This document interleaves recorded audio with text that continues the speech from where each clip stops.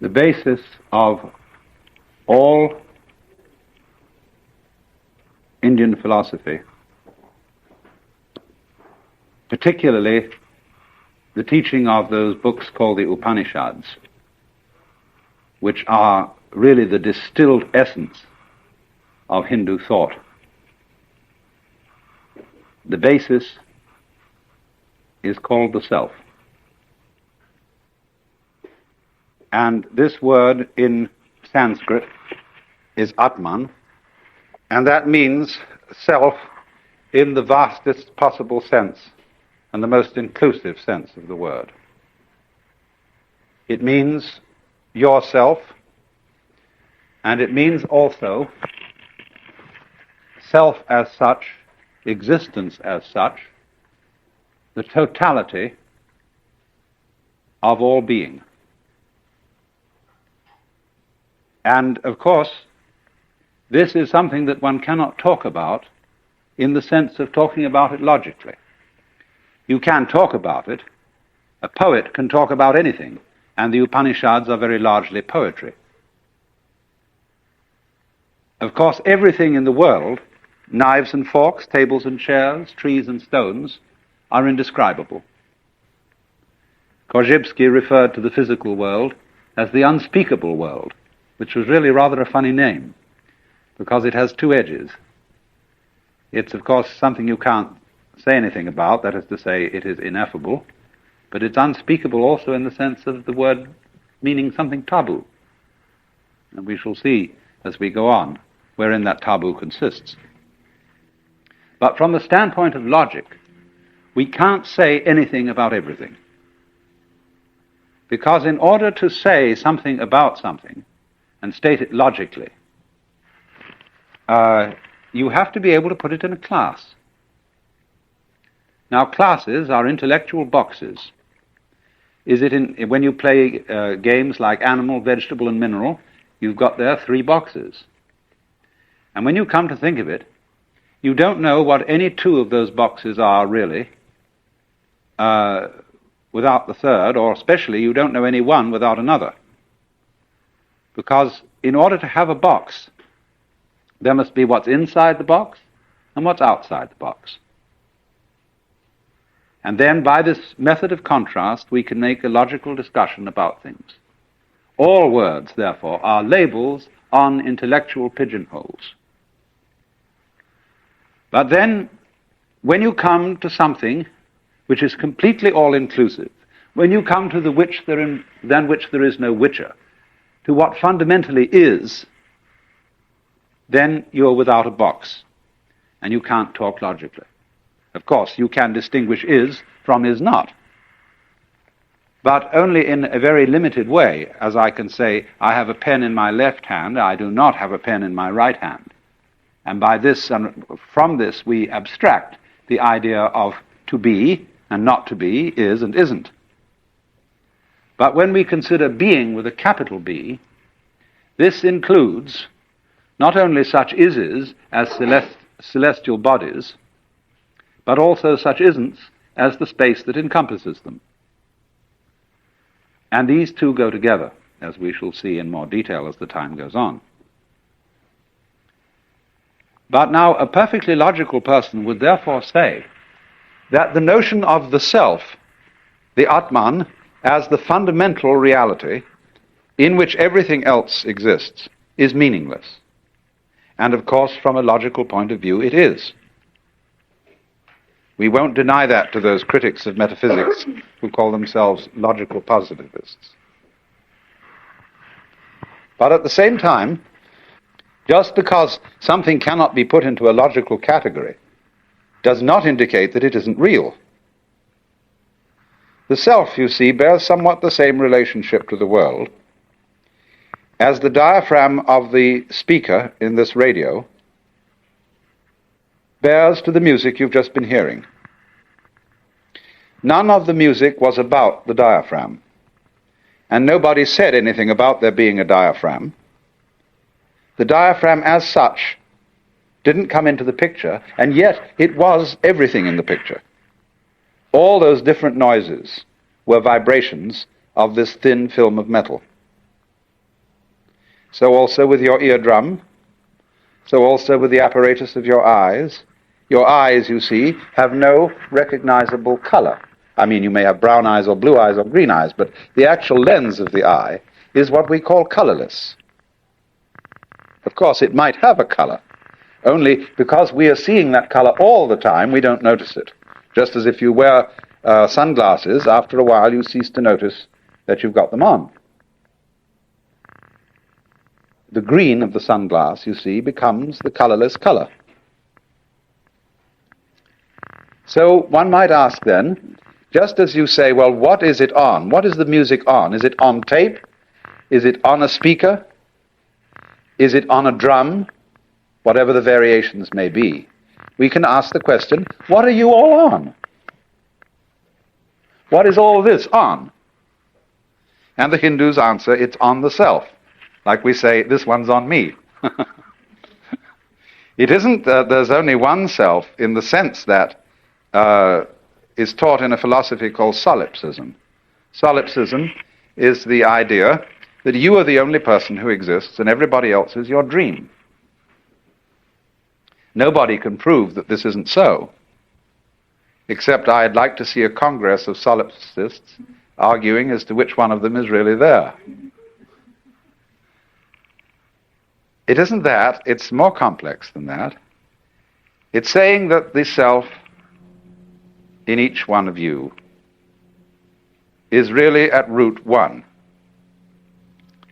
Just in the same way that you have all over your body millions of nerve ends. Each one of those nerve ends is, as it were, a little eye, because all the senses are fundamentally one sense. There are various forms of touch. And the most delicate of the forms of touch is, of course, the human eye. Then the ear, and so on down the list of the senses. Now imagine then every little nerve end is a little eye. And it gets its impression of the world, but it sends it all back into the central brain. Well, in a somewhat similar way, every person, every animal, every what the Hindus call sentient being, and even rocks are regarded as sentient beings in a very, very primitive form. Because when you say, take a piece of wood, which is supposed to be dead, or let's just take a real rock, and I go, that is the rock's response. And that indicates the rock's vibration, and that is a very, very primitive form of consciousness. The rock goes jangle all the way through and produces this noise. And that's its consciousness, right down to the lowest.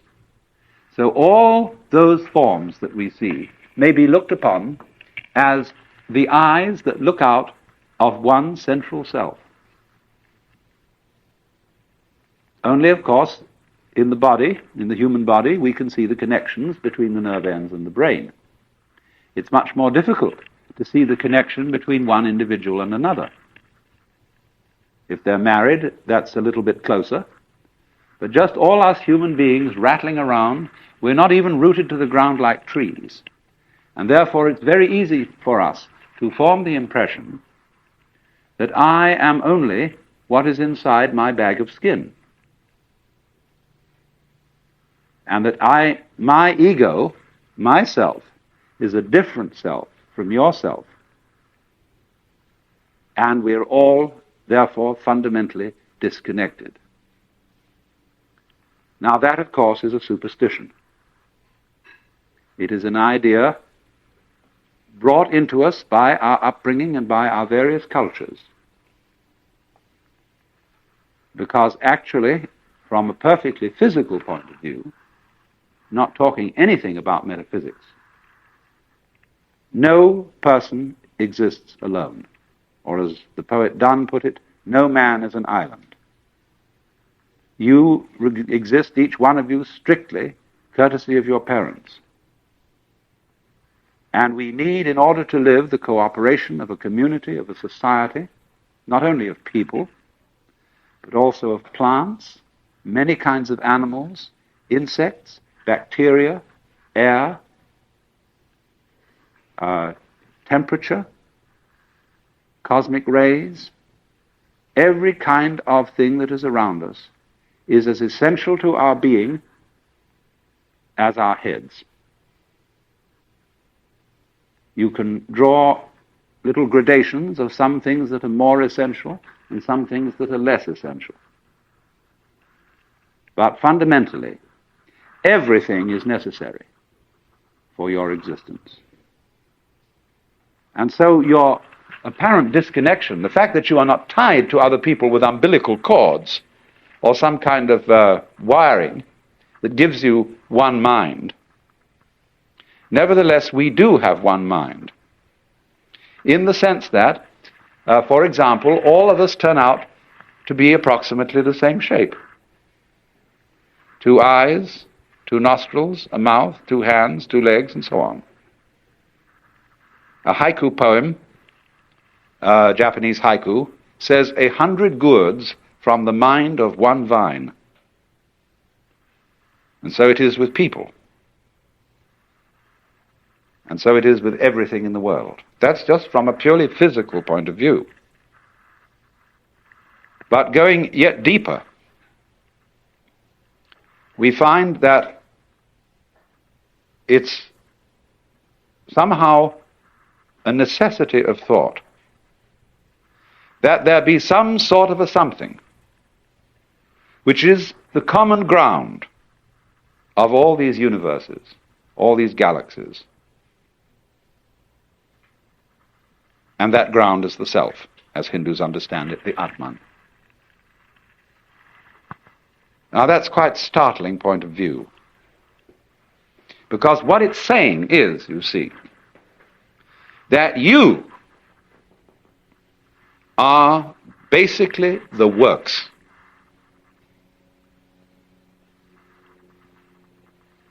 Now, the Hindus do say that the self, the great self, is consciousness. But of course that does not mean consciousness in the sense of our ordinary everyday consciousness. Ordinary everyday consciousness is indeed a form of this kind of consciousness, shall we say a manifestation of it. But naturally, you see, you have going on all the time 2 types of consciousness. Number 1, the things you notice. And you notice things by having words or other symbols which you attach to them. It's very difficult to notice a thing for which you don't have a name and which you can't classify by some sort of image or shape. There are peoples, of course, who notice things that we don't notice. Eskimos have 5 different words for snow, because snow is very important to them, and to us it's all just plain snow. Hopis have words for dry space, which is we don't have one word for that. There are all kinds of variations in language according to what people notice. So there's noticing consciousness, which we have courtesy of notation. But then there's also consciousness which doesn't notice, but nevertheless is highly responsive. You are responding at the moment to all kinds of stimuli coming to your nerve ends, which you don't notice at all. The way you are sitting is a response to unconscious stimuli. The way you adjust yourself and move, the way your heart beats, the way you breathe, the way you grow your hair, the way you color your eyes, the way you see. You don't know how you do that. You're doing it, but you don't know how it's done. So you see, consciousness in the ordinary sense, that is, say, conscious attention, doesn't notice everything. It only notices very little of the world. If I ask you, what did you do yesterday? You will give me a story, which you will write out in words or say in words, and you will stretch that out in a long, thin line. And it will be a very, very attenuated and abstract form of what in fact you did yesterday. Because you did billions of things yesterday, but you remember only a very few of them, because you only noticed a very few. So therefore, just in the same way that conscious attention is not aware of all the other operations of the body, so in just that way, we are not aware of our connection, indeed our identity, with the fundamental self. We go to sleep at night, and then we wake up, and because the physical brain is still there, we remember everything that happened the day before. But if the physical brain decomposes, then we're what is called dead. And we say, well, that's the end of that. But when the leaves die and fall off the trees, or the fruit drops, next year, more leaves, more fruit. So in the same way, when you and I die, more babies later. If the whole human race dies, you bet your life. There are all kinds of things that feel that they're human, scattered throughout the multiplicity of galaxies. Because this universe is a peopling universe, just as an apple tree apples. But because we are unconscious of the intervals, we are not aware of the self with our conscious attention when conscious attention isn't operating. But still, just as you don't notice what your pineal gland, say, is doing at the moment, so in the same way, you don't notice the connections which underlie, which tie us all together, not only here and now, but forever and ever and ever and ever. The difficulty and the basic reason why we don't notice the self is that the self doesn't need to look at itself. A knife doesn't need to cut itself. Fire doesn't need to burn itself. Water doesn't need to quench itself. And a light doesn't need to shine on itself. So, this is the fundamental problem of having some sort of awareness of the self. Nevertheless, it is the whole contention of Indian philosophy, especially what we call Vedanta, that it is possible, in a certain way, to become aware of oneself in this deepest sense, to know that you are the totality. And this experience is the real substance of Indian philosophy as a whole, both Hindu and Buddhist. It is called moksha, which roughly means liberation. Liberation from the hallucination that you are just poor little me. To wake up from that kind of hypnosis and discover that you are simply something, your organism, your physical body, your conscious attention, which is your ego, that you are something being done by this vast, indescribable self, which is out of time, which has no beginning, no end, it neither continues nor discontinues. It's beyond all categorization whatsoever. And so the Upanishads say, all we can say of it positively is the negative. Neti, neti, it is not this, it is not that. Anything, therefore, you can formulate, imagine, picture, will not be the self. So when you are trying to know the self, you have to get rid of every idea in your head. It doesn't mean, as some people seem to think, that you have to get rid of every sense impression. It isn't as if you had to go into a catatonic state of total absorption. Of course, that can be done. But the full moksha, the full liberation, is when you come back out of absorption and see this everyday world just as it looks now, but see as clearly can be, that it is all the self.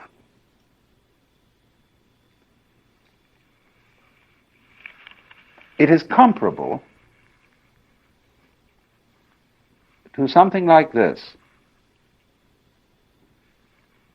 If you look at the moon, you might imagine at full moon that you were looking at a disk until somebody points out to you that it's a ball.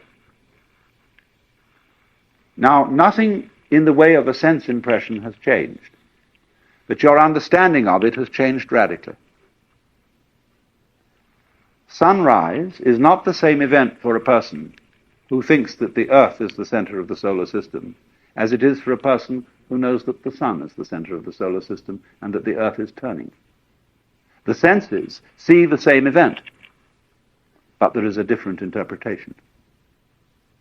And so more is seen. Seeing is done much more with the mind than with the eye. We see what we are taught to see. We see in terms of our ideological structure, our culture, our conditioning. And so all that conditioning teaches us to see the world in its separateness. But you can be deconditioned from that and see just this same world that you're looking at now in its unity. There are a few hints that I can give right now as to how that happens. Only I shall go into this much more fully in the last session.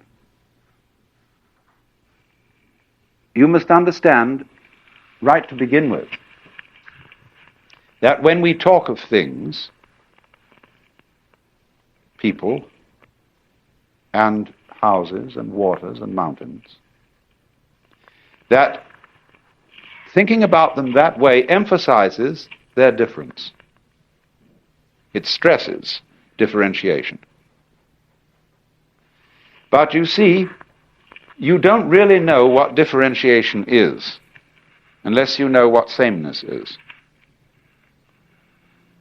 Just as you don't know what to be is unless you know the meaning of not to be. And the boundaries of things which outline them, and we say, well, I begin maybe up here, and above my head it's not me anymore.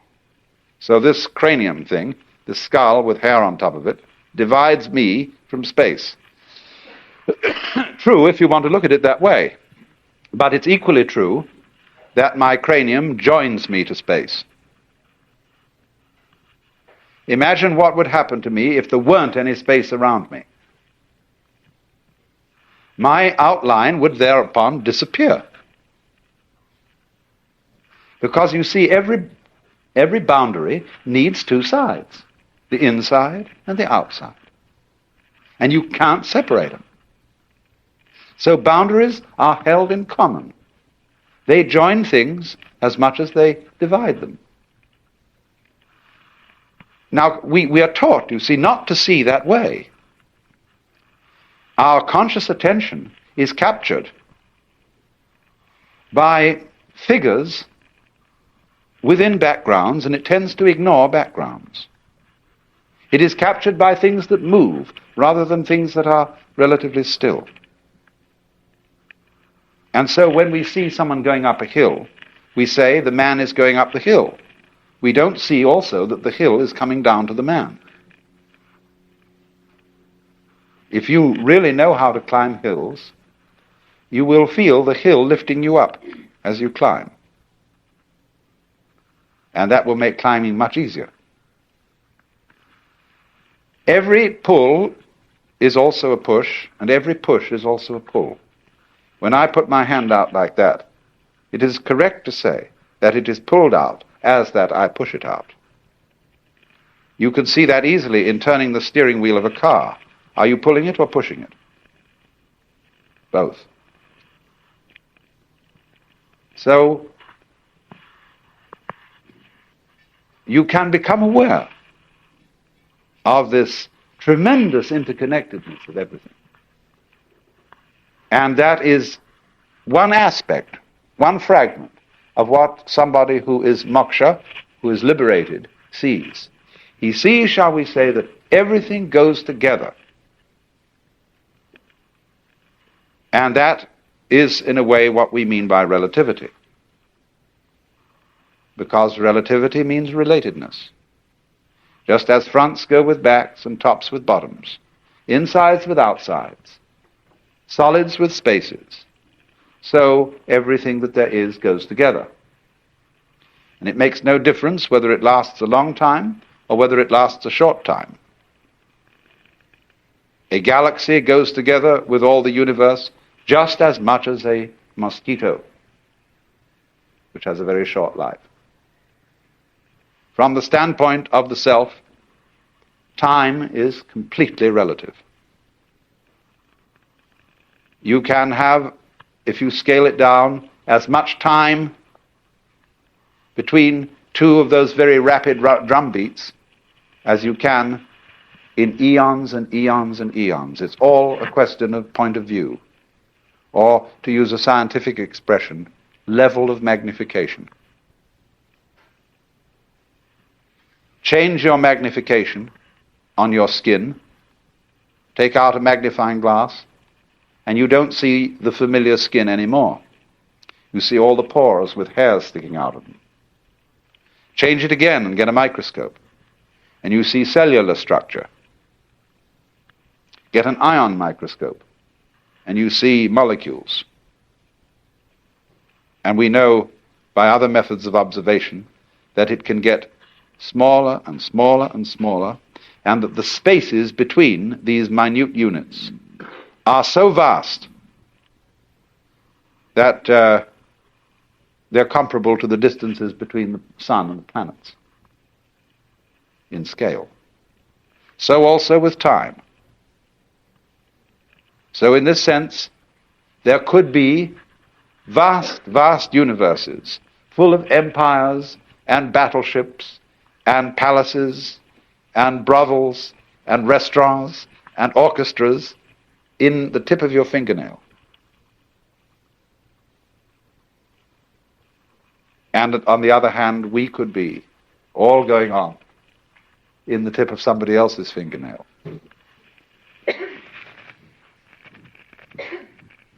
It's very important to understand not only the relativity of size and of time, but also of what there is. Now, as you know, the human senses respond only to a very small band of the known spectrum of vibrations.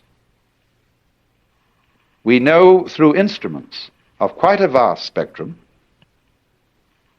but we, as I say, with our senses, see only a little of it. If our senses were in some way altered, we would see a rather different looking world. We can do this, of course. We can put on special lenses to enable us to see heat. And then we see all the heat radiations coming out of people. And we say, well, I never noticed that about you before. But so in the same way, you see, there are infinitely many possibilities of vibration and of organs sensitive to those vibrations, so that there could be worlds within worlds within worlds, spaces within spaces, just like the many, many wavelengths of radio and television, going on forever and ever in all directions. The possibilities are infinite. But having senses and noticing is a selective process. It picks out only certain ones, just as when you play the piano. You don't take both arms and slam down all keys at once. You select. And so perception is a kind of piano playing. It is picking out certain things as significant, that is to say, as constituting patterns. And the whole universe seems to be a process of playing with different patterns. But whatever it does, whatever it plays, in whatever dimension, on whatever scale of time or space, it's all on the self. And the self is also known in Sanskrit as Brahman. This is a neuter word. Brahman is from the root BRH, br, which means to expand, to grow.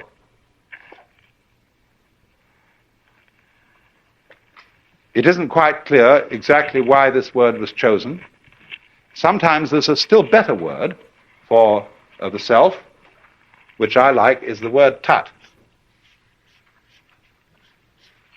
Almost like tit for tat. Tat. Tat means that. We get our word that from the Sanskrit tat. And so when the baby comes into being, first of all, the first thing it says is da. Da. The baby is pointing. Da, da, da. And it's saying that. Look, isn't that marvelous? That. You see? So that is the which than which there is no whicher. And so you get the formula in this Brihadaranyaka Upanishad. Tat tvam asi. Which means tat, that, tuam, Latin, you, asi, are. You are that. Or that thou art.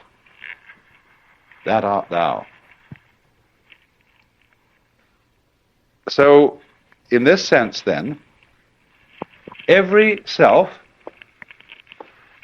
is modeled on and is an expression of the one self, because you all feel individually that you're the center of the world. And everything else is seen in circles, circling out, sphering out from where you are. And that's, as it were, called the microcosm, the little cosmos. But then in the same way, the macrocosm has a central self, although this is not central in the way we talk about centers in space. Do you see that? A center of a circle is in the middle of the circle, and the circumference is away from it.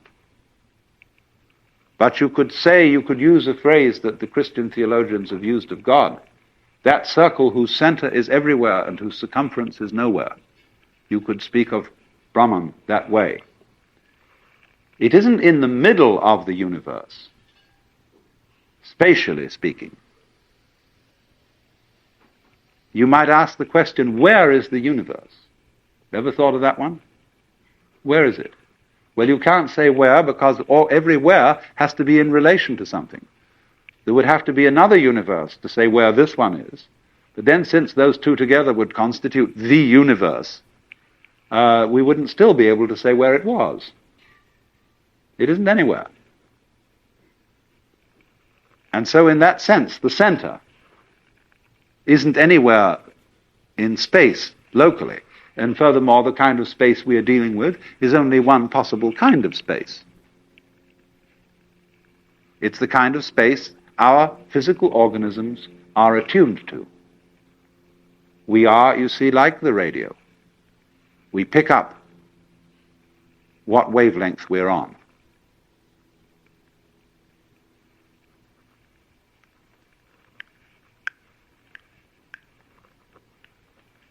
So then, when inquirers used to come to that great modern Hindu saint, Sri Ramana Maharshi, and they'd ask him all sorts of silly questions, like, who was I in my last incarnation? What will I be in my next one? he would always reply, "Who is asking the question? Who are you? Find out, because that's the thing you need to know." As it were, dig down into the depths of your being and say, what is this that I call I? That's one of the very fascinating questions. It teases us out of thought to think about death in the sense of going to sleep and never waking up. Imagine that. And you find you can't. And yet it's a thought that although you can't get to grips with it, it remains fascinating. Also the question, how is it suddenly that you awakened into this world? Where were you before? In Zen Buddhism, they have the meditation problem, the koan. Before your father and mother conceived you, what is your original nature? And that's the same sort of weird question as what it would be like to go to sleep and never wake up. What was it like to wake up having not previously gone to sleep? It's very mysterious. But as you go on and plumb this question, you begin to develop the feeling that your existence is exceedingly odd. In many ways odd. Odd because it is here and it so easily might not have been. After all, if your father hadn't met your mother, would you be here? Now, of course, somebody would be here, because he might have met somebody else. Would that be you? Of course it would. Don't you see? You can only be you by being someone. But every someone is you. Every someone is I. That's your name, you say. It's me. I am here. And everybody feels that I in the same way. It's the same feeling. Just like blue everywhere is the same color. So I-ness being, as it were, the most fundamental thing in man is also fundamental to the universe. It too is I. And our I is a special case of it, coming out from the, in quotes, central I, like so many tits from the belly of a sow, or so many spines from a sea urchin, so many legs from a spider. And that is, of course, why the images of the Hindu gods are shown with many arms or many faces, because it is saying that all arms are the arms of the divinity. All faces are its masks. So, you see, there's really nothing to worry about. Because the important you is perfectly indestructible. It's what there is.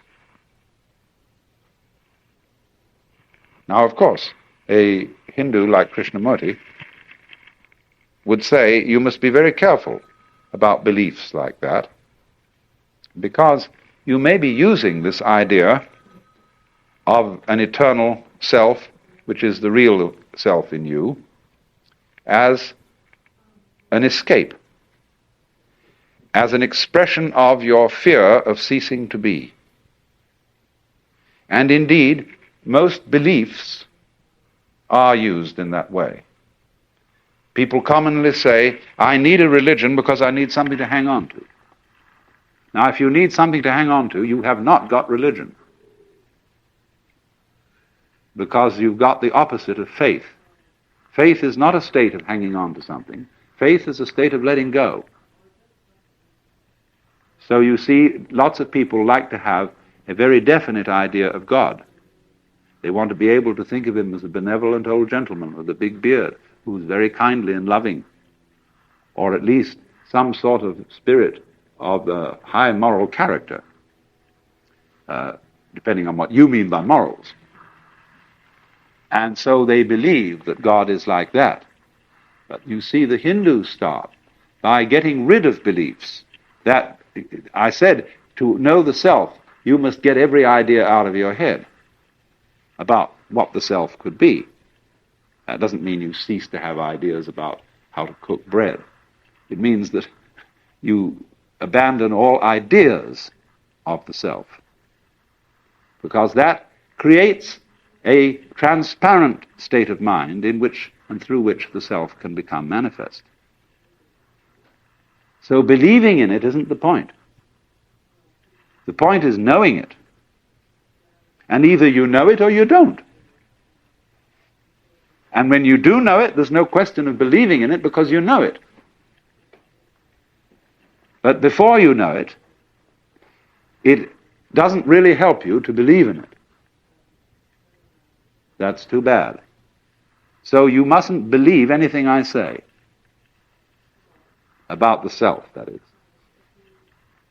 I can, in every word, I express it, but in no word do I describe it.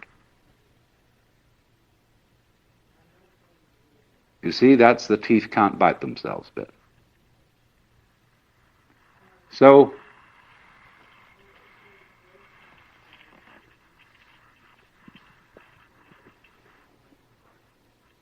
this is, of course, a comforting idea in a certain sense, that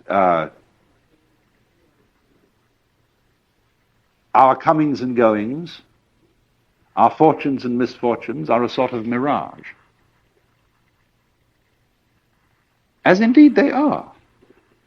The more we know about them, the more we know about the world, the more diaphanous it seems. The only reason I can't push my pen through the floor is the floor is going so fast that the pen doesn't go through it. Like a revolving electric fan, you have some difficulty putting your finger through, and if you persist, you damage your finger. So in the same way, if you bang your head against a granite wall, you damage your head. But it's because the granite wall is going so fast. Only it's going so fast in a very small area. All those molecules are running around to beat the band. And that's why it's so strong. In sloppier things like air, it's not so fast. And so you can get through, because you're going faster than the air. So it is. But it's all something going... And if I do that fast enough, I go from... I'm still vibrating. Only you don't hear the intervals. If I do it slowly, you hear the spaces between. But make it fast enough, and the ear is trained to notice the crests of the wave of sound rather than the troughs. But it's still vibrating. Everything's vibrating. And therefore, everything in the world has the characteristics of smoke. You know, when you blow a cigarette or pipe or something and a cloud of smoke and you see it in the sunbeam, and it's full of whorls and designs and all kinds of marvelous things going on, and then slowly it disappears. Well, everything's just like that. So if you say, now there are two attitudes you can take to that state of affairs. You can say sour grapes. It's all a lousy, wretched trap. And here I am, and I'm given all these feelings of love and attachment and joy of life, and then I fall apart. My teeth drop out, my eyes become feeble. I get cancer or cirrhosis of the liver or something, and then it all falls apart, and it's too bad. Therefore, don't become attached to things. Don't enjoy life. Treat it, holding it off like that, just like a very, very firm person who's been jilted and says, never again will I get mixed up with the opposite sex, or with love, because love hurts. But on the other hand, a weaving of smoke can be very beautiful, provided you don't lean on it, provided you don't try to preserve it, catch hold of it. Then you destroy it. So exactly the same way, there's nothing in the way of form that you can lean on, that you can grasp. And if you see that, then the world of form is very beautiful. If you let it go, to love people, you see, if you're husband and wife, you must let each other go. Otherwise, the marriage is either going to break up or it's going to be hell.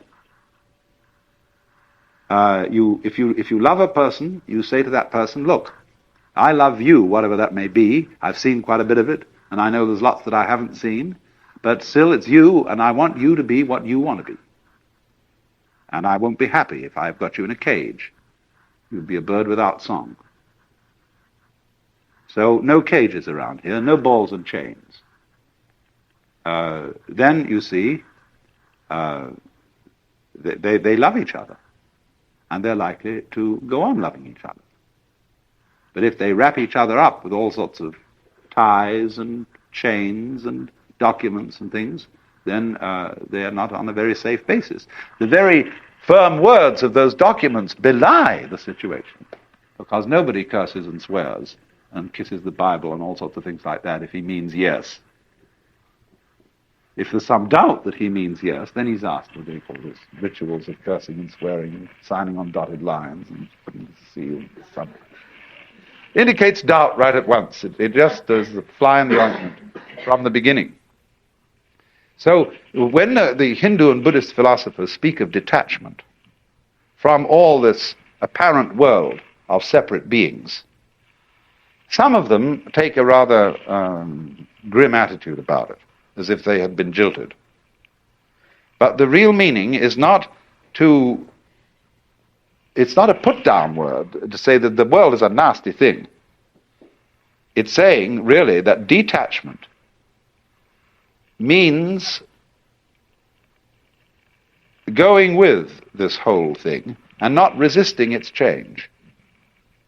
That doesn't mean, of course, that you become totally flabby, because you wouldn't notice what change is unless there were certain interruptions in it. In other words, if a flower grew too fast, popped like that, we'd hardly notice it. It grows slowly, because there are all sorts of little tensions in it holding back. Just when you grow, or when a tree grows, the bark contains the tree and holds it in and offers a little resistance, you see. But it expands in time too. So there's always going out and holding back in change. So to go with that, though, and you can afford to go with it, you can afford to get mixed up in life and to fall in love and to get involved with all sorts of things. You can afford it if you know that it's an illusion. But this is not illusion in a bad sense of the word. Here's this Hindu word, crucial. The world is called Maya.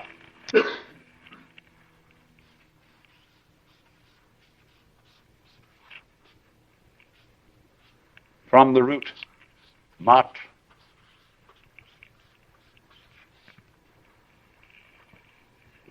This word, Maya, yes, it means illusion. It means magic. It means art. It means delineation or measurement. So from matra we get meter. We also get matter, material. Isn't it funny that when we say material, today we mean something very real, whereas the root of the word is illusion. So you see, measurement is kind of an illusion. You don't find inches lying around. You can't pick up an inch. And you can't do anything with an hour. It has to be an hour of something. It has to be an inch of something. So in the same way that hours and inches and pounds and dollars and so on are actually imaginary. They're elaborate systems of cosmic bookkeeping. with their little scratches on paper, little hairlines on dials. So in exactly that way, the distinction between things is maya, is imaginary. But what an imagination! See? So, in a way, to say that the world is maya is at the same time to say that what lies behind maya is immaterial. Look at the reversal of the word. Oh, it's immaterial. Doesn't matter. What matters? It's all this. But now, that gets us to a deeper point yet. The self, the real self, doesn't matter. Which is another way of saying it doesn't exist for any purpose. It doesn't need to exist for any purpose. What purpose would it exist for? When it's what there is. It won't find anything in the future, has nothing in the past that it has to go back and remember. Is now, an eternal now. And so in that way, it doesn't matter. But therefore, the most important thing in the universe is the one thing that doesn't matter, the one thing that's totally and completely useless, and that nobody can find anything for. Once a Zen master was asked, what is the most valuable thing in the world? And he answered, the head of a dead cat. Why? Because no one can put a price on it. So this self, the Brahman, is like the head of a dead cat.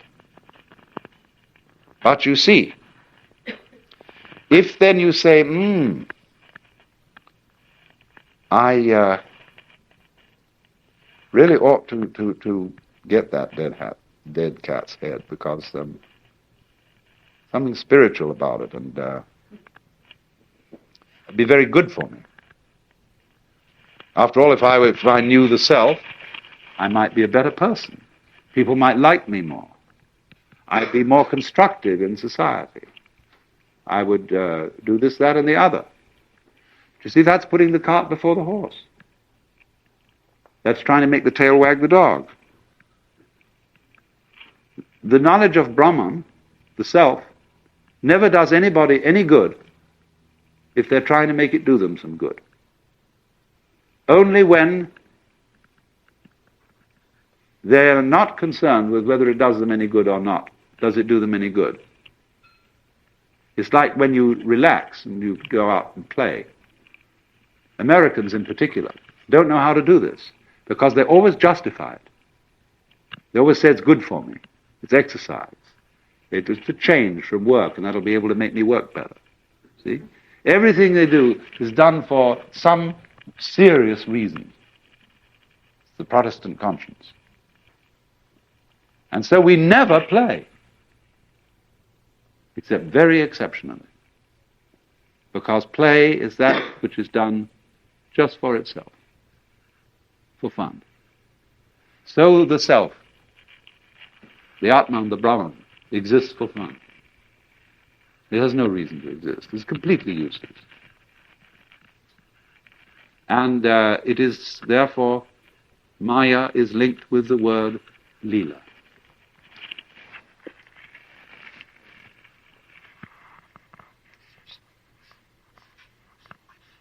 Leela. And that means play. Also, of course, the word illusion in English is derived from the Latin ludere, to play. So the nature, you might say, of the self is that it does no work. It only plays. Work is something serious, that you do for a purpose, because you believe that you've got to go on living. You work to survive, because you think you have to survive. That was one of the things they told you as a little child.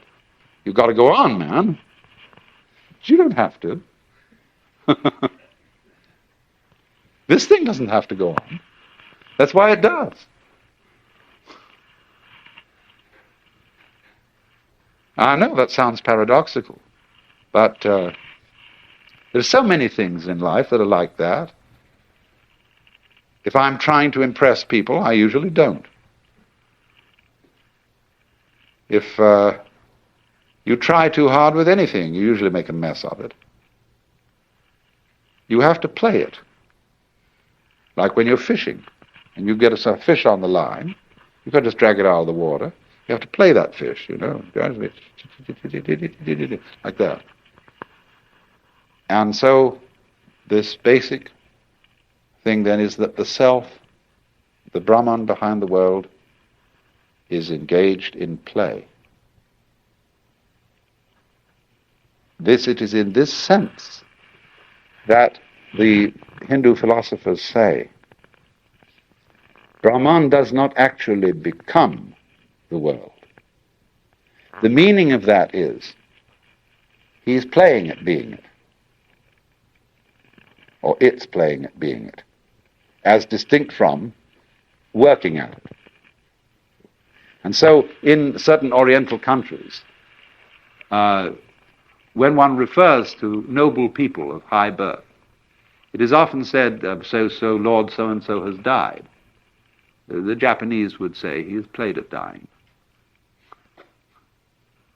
Or will he play at taking a journey to Tokyo?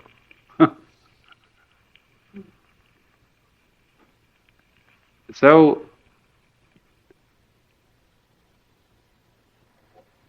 also remember this, although I've constantly used in this talk the word one to apply to the self, and central,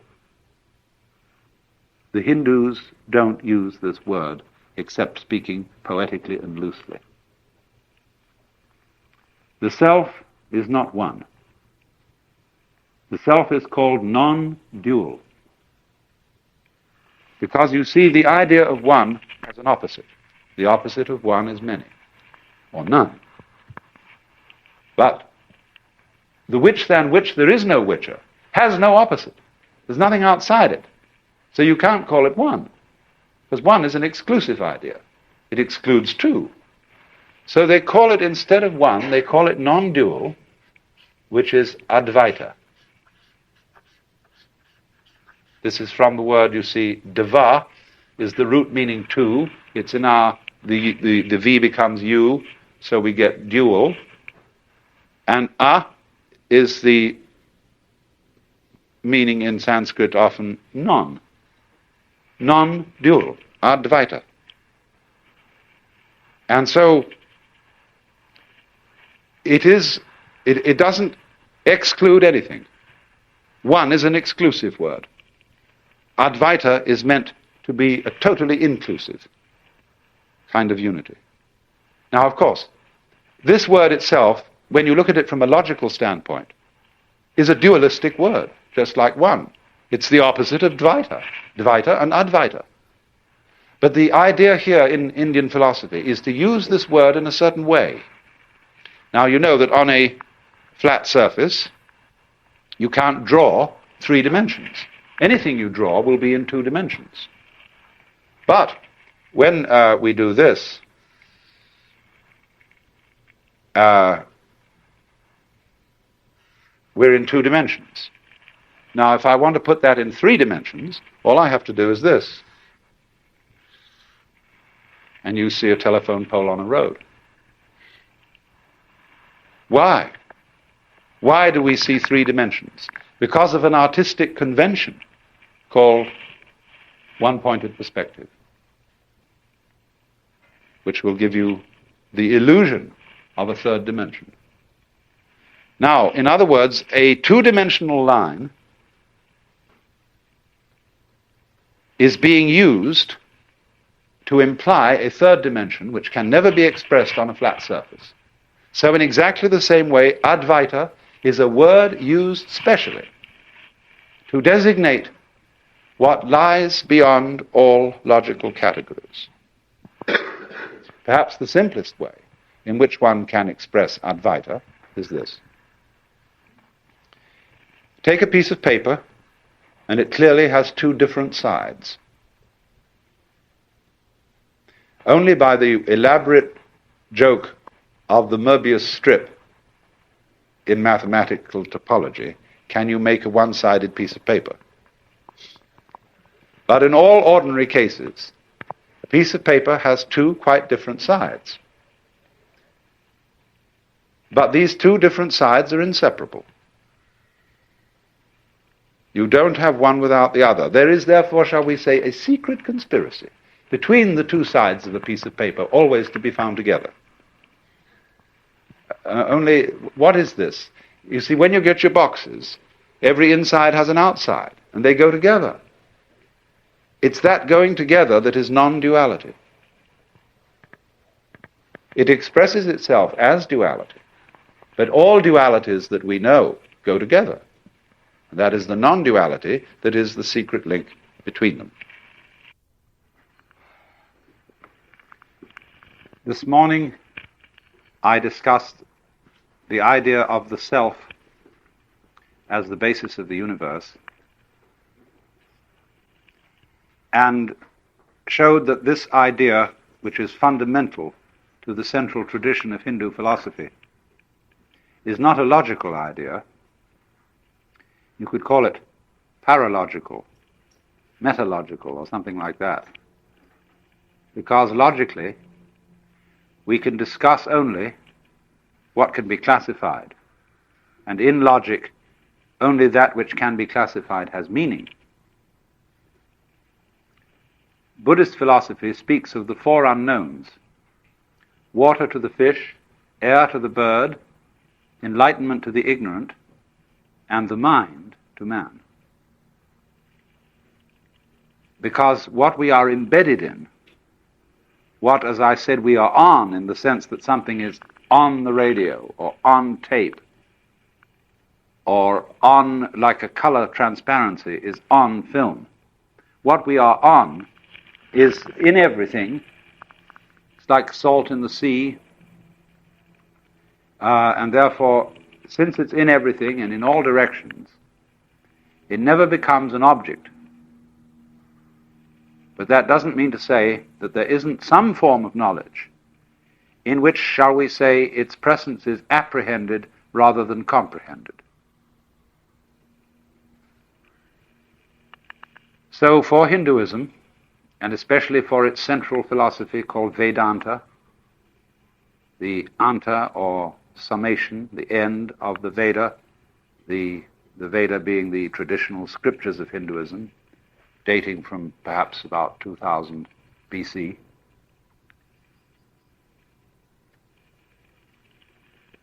According to the Vedanta, realization of the self is the goal of life.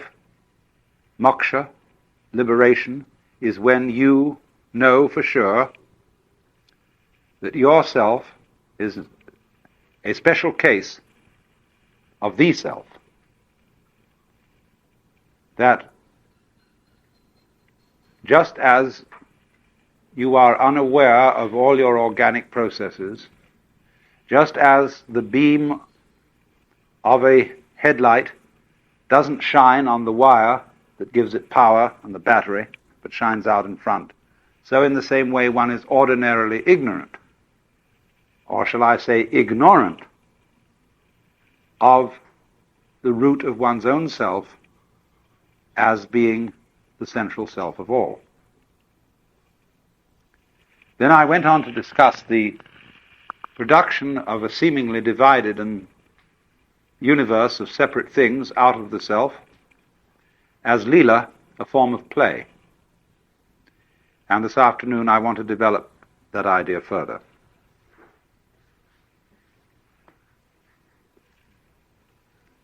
You must remember, of course, that the word play and the word game have many levels of meaning.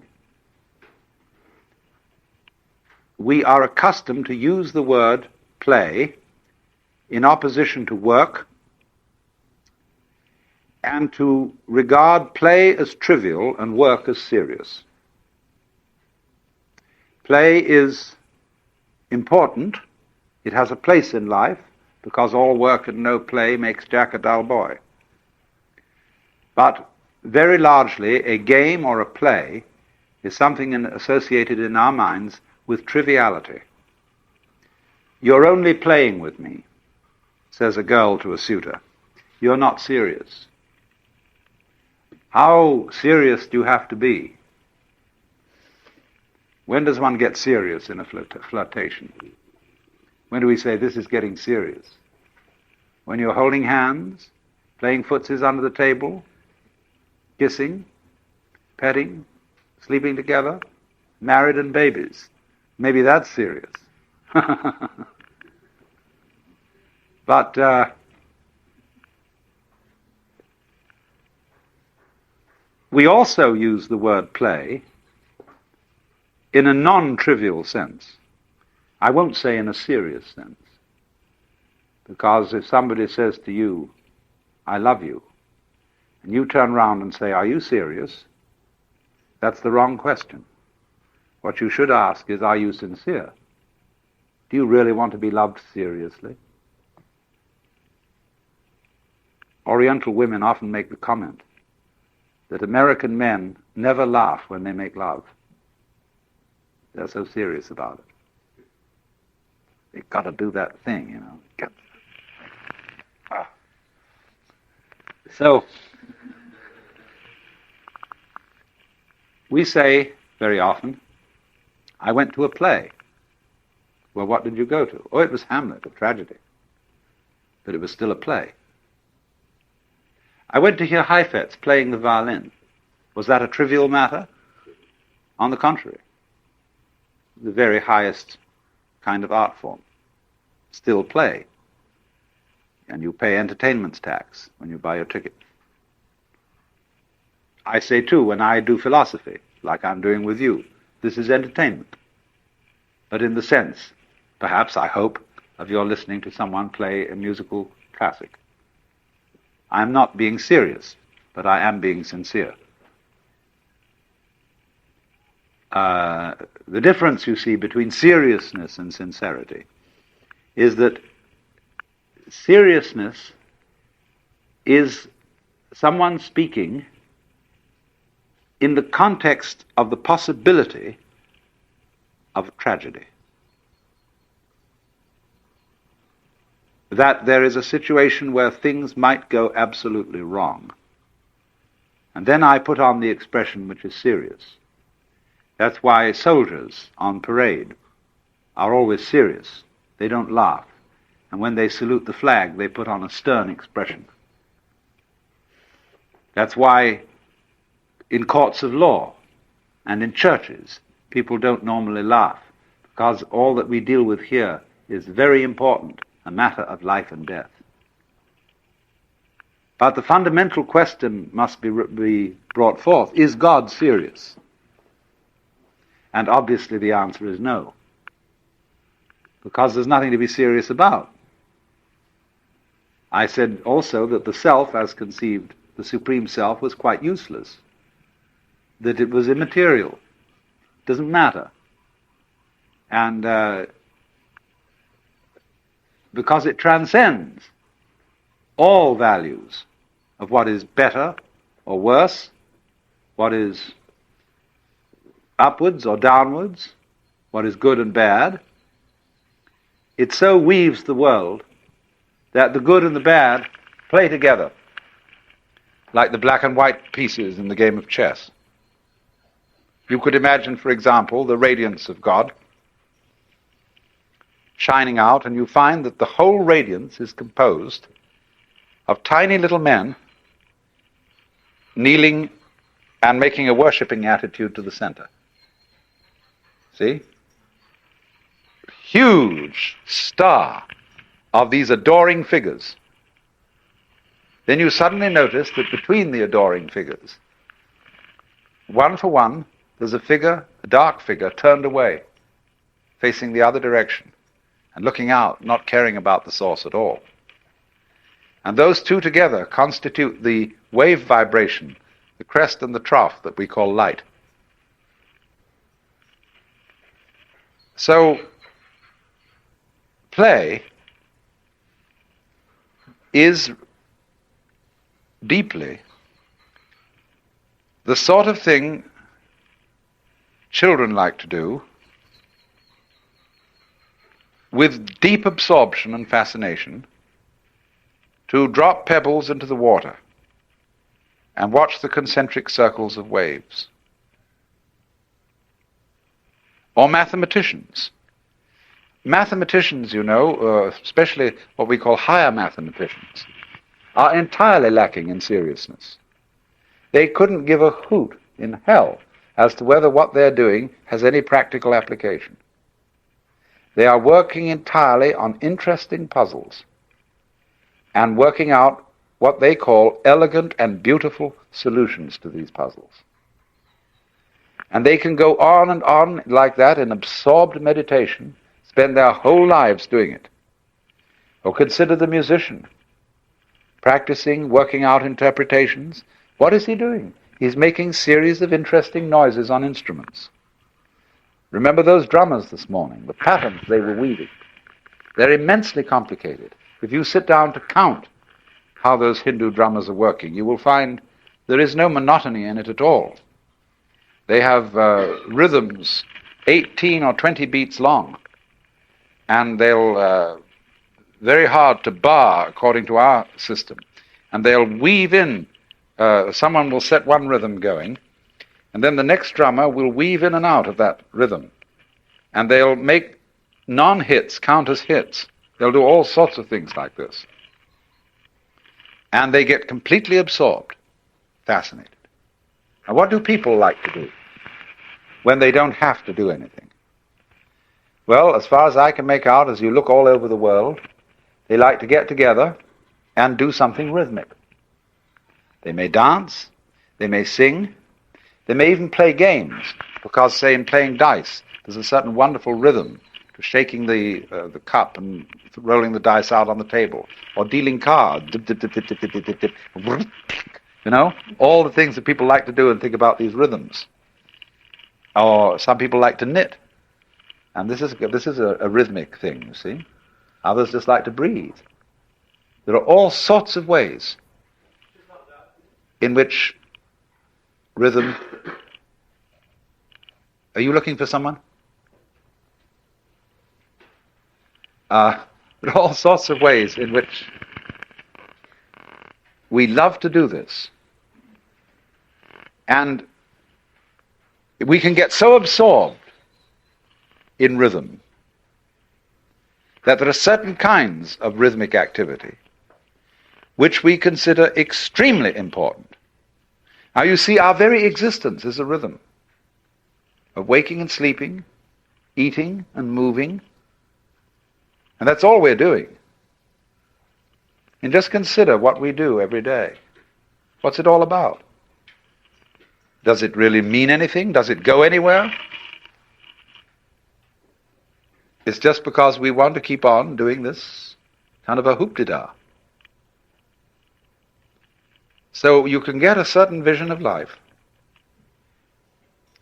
where everything is seen to be a complex pattern of rhythm. Dances, the human dance, the flower dance, the bee dance, the giraffe dance. And these are also comparable to various games: poker, bridge, backgammon, chess, checkers, etc., or to various musical forms: sonata, fugue, partita, concerto, symphony, or whatever. And that's what this all is. It's jazz. You see? This is a big jazz, this world. And what it's trying to do is to see how jazzed up it can get. How far out this play of rhythm can go. Because that's what we all come down to, you see. We're going this in every conceivable way. So then that is why you see this fundamental view that the world is play. Now, let's examine the rules of this game. The basic form of the cosmic game, according to the Hindu view, is the game of hide and seek. Or you might call it the game of lost and found. Or again, now you see it, now you don't. In examining the nature of vibration, we find a very peculiar thing. If you represent vibration as a wave motion, you will notice that there is no such manifestation as half a wave. In other words, above this line here, it divides, you see, crest from trough. We do not find in nature crests without troughs or troughs without crests. No sound is produced unless there is both. Both the beat, as it were, and the interval between. Now, this wave phenomenon is happening on ever so many scales. There is the very, very fast wave of light, the slower wave of sound. Then there are all sorts of other wave processes.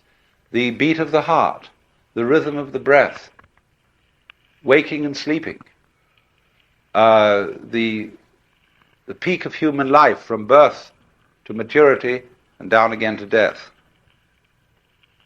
And the slower the wave goes, the more difficult it is to see that the crest and the trough are inseparable. So that we become persuaded in the game of hide and seek that it is possible for the trough to go down and down and down forever and never rise again into a crest. Forgetting that trough implies crest just as crest implies trough. There is no such thing, you see, as pure sound. Sound is sound silence. Light is light darkness. Light is pulsation. And between every light pulse, there is the dark pulse. Only, as I said this morning, it happens so quickly that we only notice the light. And so the Hindus conceive the world then as constructed on this plan. Now you see it, now you don't. So if they put it into mythological terms, and by myth I mean not something that is false, I use myth to mean an image, usually vivid and colorful in character, an image whereby men make sense out of life. And so the Hindu image is that the self eternally plays a game of hide and seek with itself. That the Hindus calculate time in kalpa units. And the kalpa is 4,320,000 years. And so they say that for a period of a kalpa, the worlds are manifested, or any particular universe, not all universes, but let's say any particular galaxy or whatever it may be, world order of some kind. Don't take this too literally. Don't take these figures as being some sort of divine revelation as to making predictions and prophecies. They're symbolic figures. So, for one kalpa, the world is manifested, and that period is called in Sanskrit a manvantara. And during that time, the Brahman plays hide. And it hides in all of us, pretending that it's us. And then at the end of the kalpa, there comes the period called pralaya.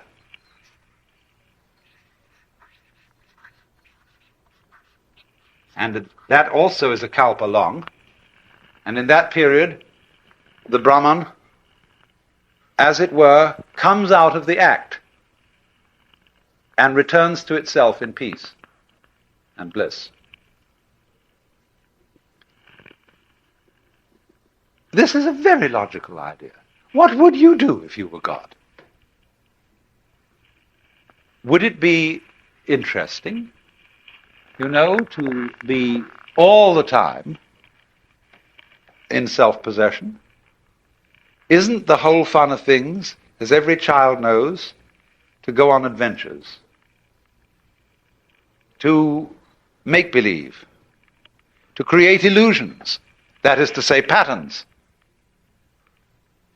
And so, for some ways of talking in Hindu thought, this world is the dream of the Godhead.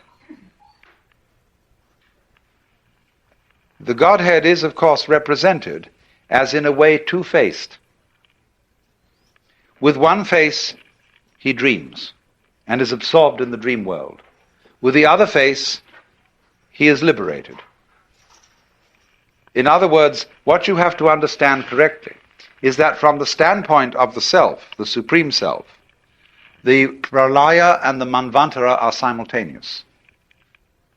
But put into mythological form, for human consumption, they are represented as being in sequence, following each other. But they really happen at the same time. So that one doesn't realize union with the self after death, later than a certain time. All references to the hereafter should correctly be understood as the herein, as a domain deeper than egocentric consciousness. That is to say, when you get down to the bottom of the egocentric consciousness, you get to its limit, which is figuratively its death. Then you go on inwards to what is super-ego. I don't mean in the Freudian sense of super-ego. Supra-ego. The self deeper than the conscious attention. And in that way, you go inwards to eternity. You don't go onwards to eternity. To go onwards is to find only time and time and time and more time, in which things go round and round and round forever. But to go in is to go to eternity. But in the ordinary way, when we're talking about this graphically and vividly, in imagistic terms, we can talk about the everlasting game of hide and seek, which the self plays with itself. It forgets who it is and then creeps up behind itself and says, "Boo!" And that's a great thrill. It pretends that things are getting serious, just as a great actor on the stage. Although the audience know that what they're seeing is only a play, the skill of the actor is to take the audience in and to have them all sitting in anxiety on the edges of their seats, or to be weeping or laughing, or utterly involved in what they really know is only a play. So you would imagine that if there were a very great actor with absolutely superb technique, he would take himself in. And he, you see, would feel that the play was real. Well, that's their idea of what we're doing here and now. We are all the Brahman, acting our own parts, being human, playing the human game so beautifully that he is enchanted. Do you see what enchanted means? Under the influence of a chant, hypnotized, spellbound, fascinated, and that fascination is Maya. Now then, this works on a little plan. Let us consider the breakdown of a single kalpa. It consists of 4 yugas. Yuga. That means an epoch. Number 1 is called Krita, or sometimes Satya. And these names are based on the Hindu game of dice.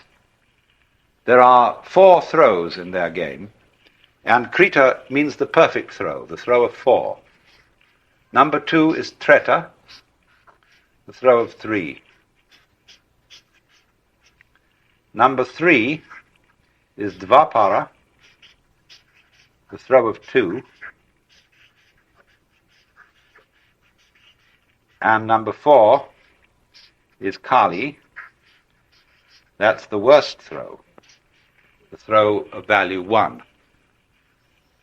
Now, you will see that these yugas divide up a period of 4,320,000 years. I never remember numbers too well. So, the first yuga is 1,780,000 years long. The second is 1,296,000 years. The third, the Dvapara, is 864,000. And the Kali Yuga is 432,000. Now you see what's happening here.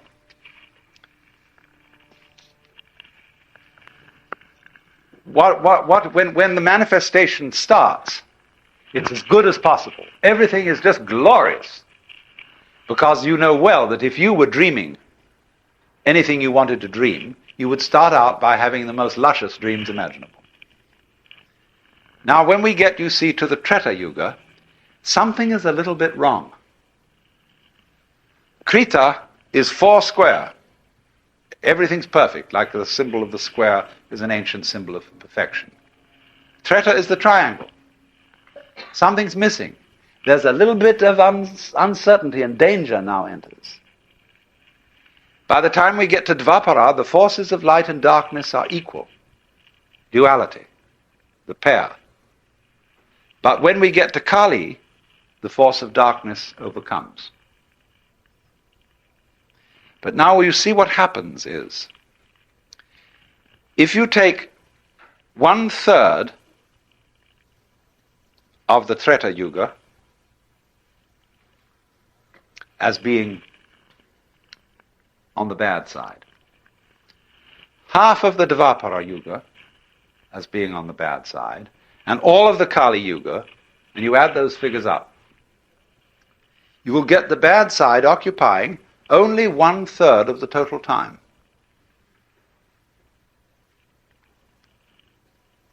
So what's going on here?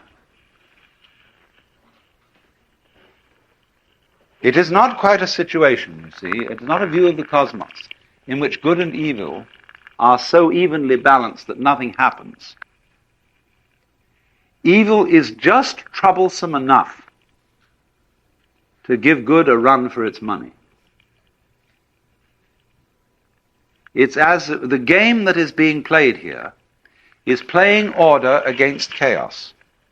But you've got to have some chaos in order to play the game of order against it. But if order wins, there's no further game. If chaos wins, there's no further game. If they're equally balanced, it's a stalemate. So what happens is this. Chaos is always losing, but is never defeated. It's the good loser. And that is a game that is worth the candle. Let's take playing chess. If you get an opponent who can always defeat you, you stop playing with him. If you get an opponent whom you can always defeat, you stop playing with them. But so long as there is a certain uncertainty of outcome, and you win some of the time, then it's a good game. And this is simply a number symbolism, as I said again, not to be taken literally, of the way this thing works. So the mythology says that we are now in the Kali Yuga, which started a little before 3000 BC. So we've got a long way to go to the end of it if you've got to take this literally. But, of course, people have a way of always being in the Kali Yuga. We can go back to Egyptian inscriptions from 6000 BC, which say is that the world is going hopelessly to the dogs. That's always been the complaint. But according to this mythology, there are you have to realize the Lord, the Brahman, in three aspects. One is Brahma, the creative principle. Two is Vishnu, the preserving principle. And three is Shiva, the destroying principle. And Shiva is very important here. Shiva is always represented in Hindu imagery as a yogi.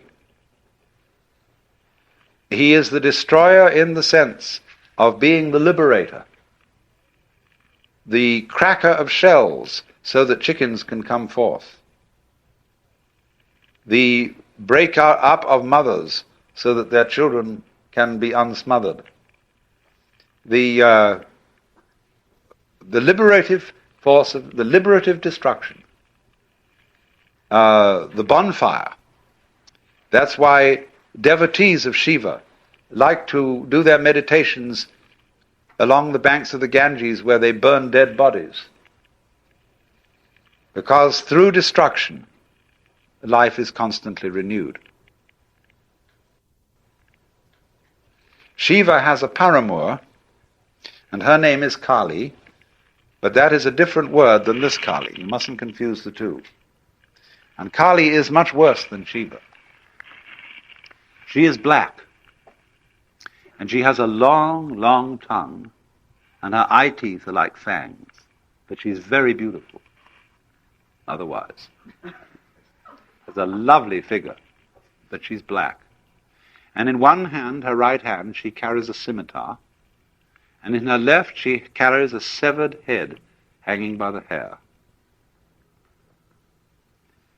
And Kali, who is Shiva's, you see, Shiva is normally considered wedded. All the gods have their paramours, and they're all examples of the one central self. She's called Parvati, but that's her bright aspect. But her dark aspect is Kali. And Kali is the awful awfuls, the thing above all that men most dread. Kali is outer darkness. Kali is the end. She may be represented as a blood-sucking octopus, as a spider mother that eats its spouse. And Kali is the principle of total night. And yet there are those in India like Sri Ramakrishna for whom Kali is the supreme mother goddess. Because she is two-faced.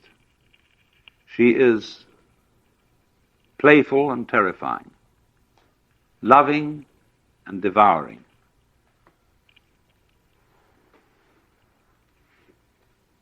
Destroyer and savior. And the cult of Kali has its importance, helping one to see the light principle in the very depths of darkness. I have some suggestions for meditation on Kali, which you can all practice very easily. You go to the aquarium, and you find out there the monsters of the deep that make you feel most uncomfortable, and you study them. I have a friend who lives in Big Sur, and when she moved there, she found the house was full of black widow spiders. And you know, every time you put your shoe on, you have to shake it first, be sure there's not one of these things inside. And she couldn't stand them. She didn't know what to do.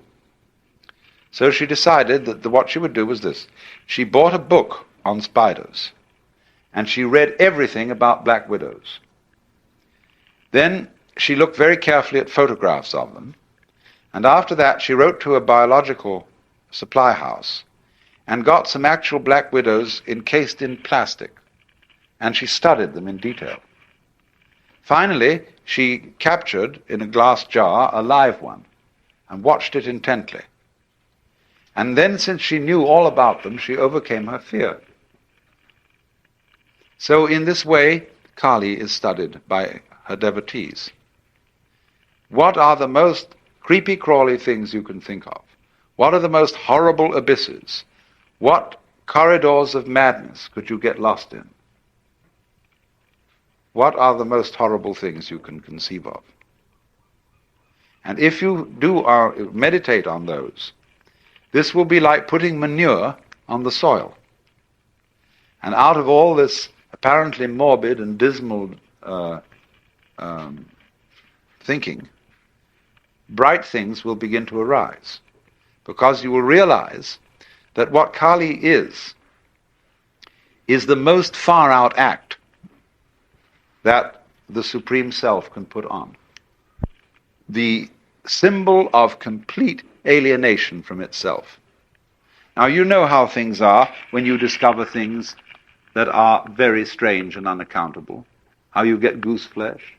How sometimes if you become aware of processes in your own body you're not familiar with, they give you the heebie-jeebies. How unknown funguses, or for some people snakes, for some people cats, for some people spiders. We all have the things that seem most foreign and alien to us. And now, of course, we're thinking about the weird biological forms we might find on other planets. And the creepy crawlers. Now, of course, you must realize that every monster looks at us, and we look like monsters to it. Every creature in the world conceives itself as a human being.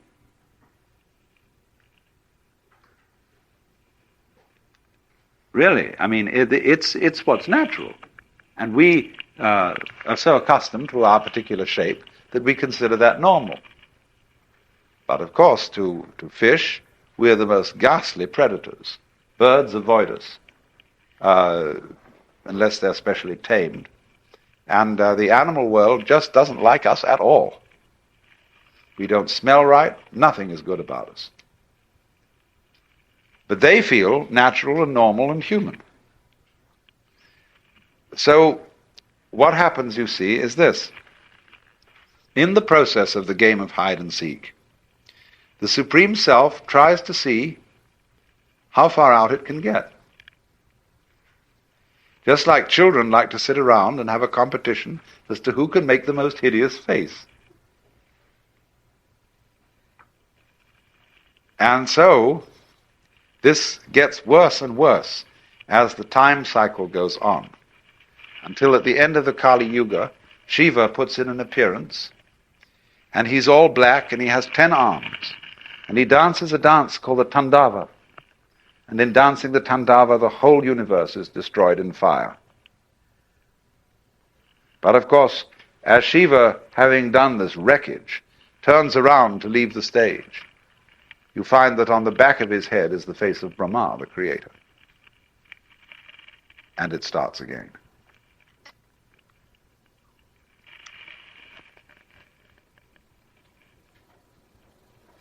Well, now, you see, this involves certain ideas that are quite alien to the West.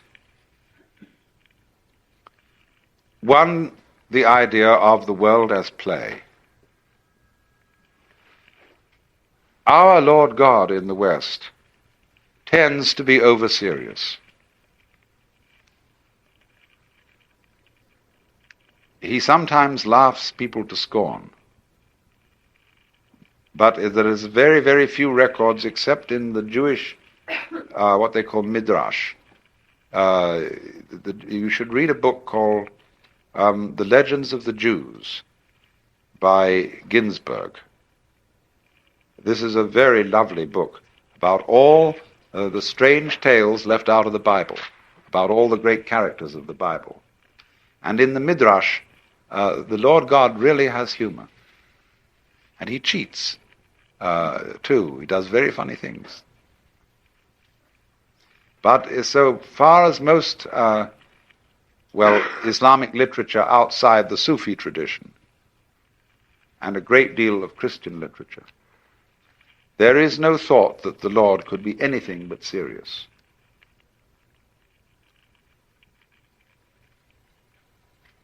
And no Christian a great Christian artist has ever painted a laughing Christ or a smiling Christ. Nothing that I've seen of any of the great masters. Always this figure is tragic and has that sort of look in the eye which says, one of these days you and I have got to get together for a very serious talk.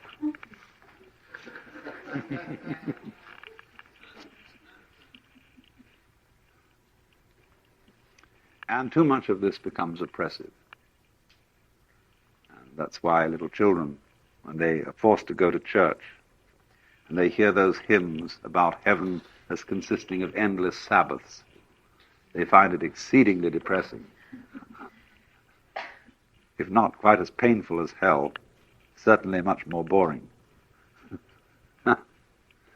And the pictures don't help.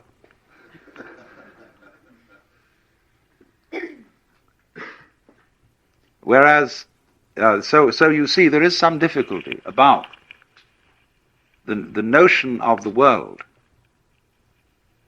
as dramatic play for us. There's another difficult notion here, and that is cyclic time. See, most of us live in linear time. This originated with St. Augustine and his interpretation of the Bible.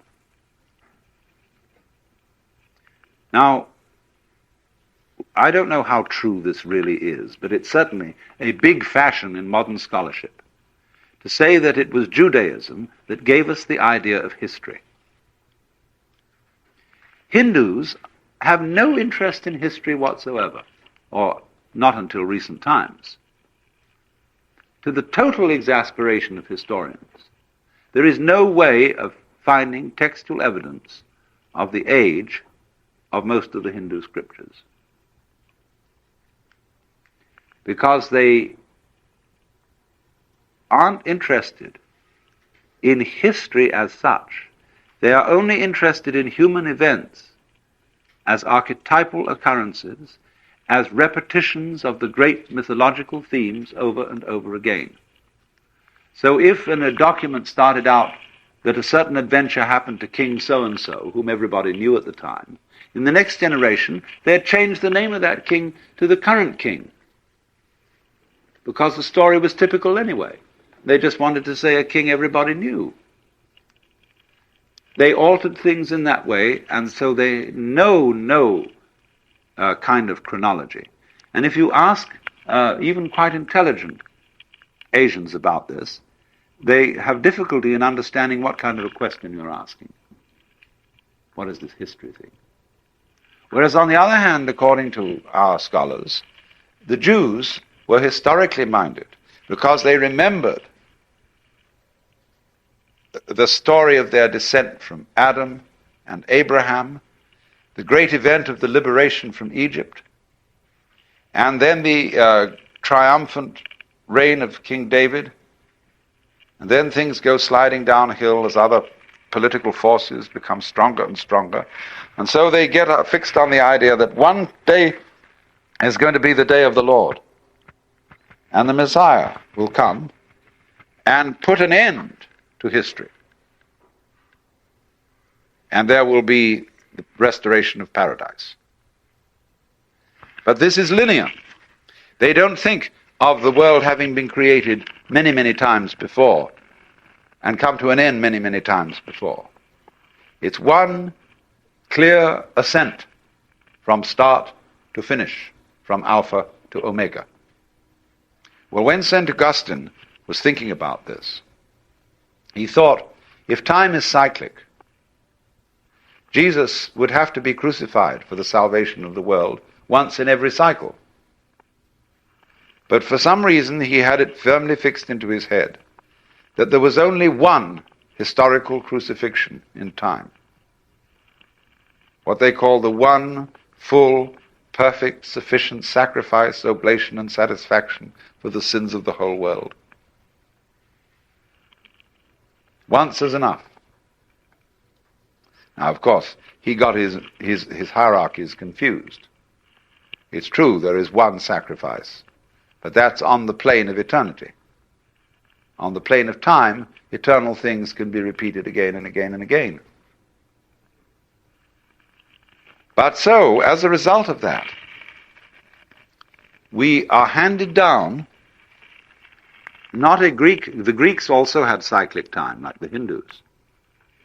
But we have been handed down linear time, and therefore we are always thinking of a progression that will take us steadily, steadily, steadily, faster and faster, to a more and more perfect world. And it will get better, and better, and better, and better, all the way along, if we keep our heads.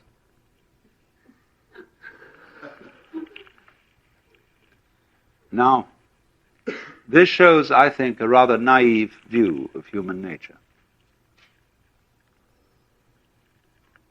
It isn't, I would say human beings tend to smash what they create and say, let's do it again. There is that in man which is also in the child. Rub it out. What fun. You know, it's like a potlatch. It's like a massive destruction. I'm going to give someone a hint here. If you want to make money, and you're interested in this sort of operation, get yourself on the edge of town a lot where you can sell junk. But half your lot is a junk pile. The other half is a huge concrete, thick concrete area with a steel tower about 300 feet high. And then you surround this with a protective wire fence, and then you have bleachers all the way around outside that. And every day you advertise in the paper what you're going to drop off that tower. Grand pianos, 100 typewriters, old cars, everything like that. And people will come in swarms and will pay admission to watch this terrific destruction going on. Then you just, when the show is over, you take your bulldozer and push all the rubbish over into the junkyard. See, it's a real show. People love Laurel and Hardy films where they take a grand piano to pieces or something like that. And all that kind of slapstick busting up of things.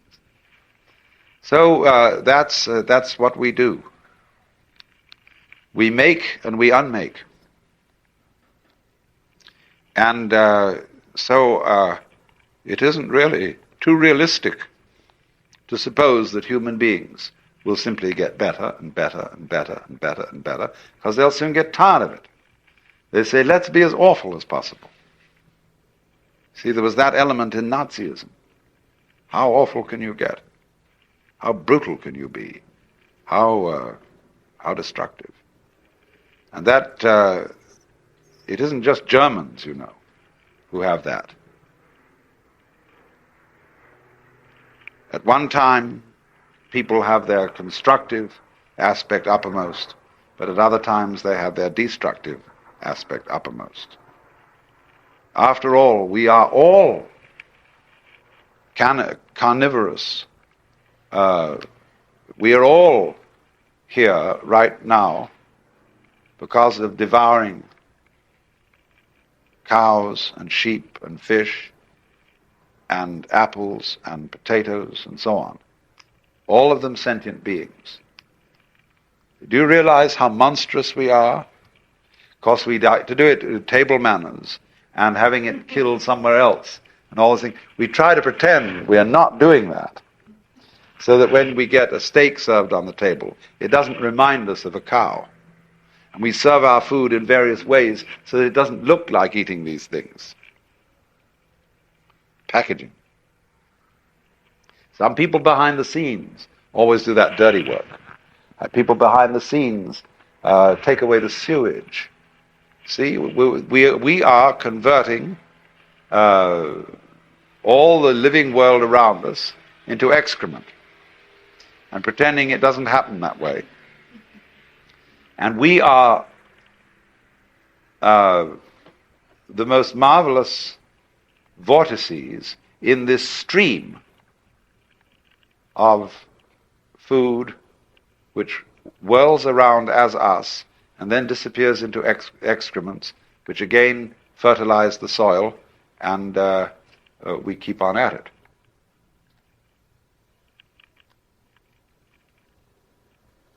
So you see, there is that thing in us, which is represented by Shiva Kali. And it's always there. But at the same time, on the basis of this rather terrifying mutual eating holocaust, all this gives off the most marvelous things, just like the fish, which are supposed to be so unruly and cannibalistic and so on, have the most shining bodies, lovely creatures in the water.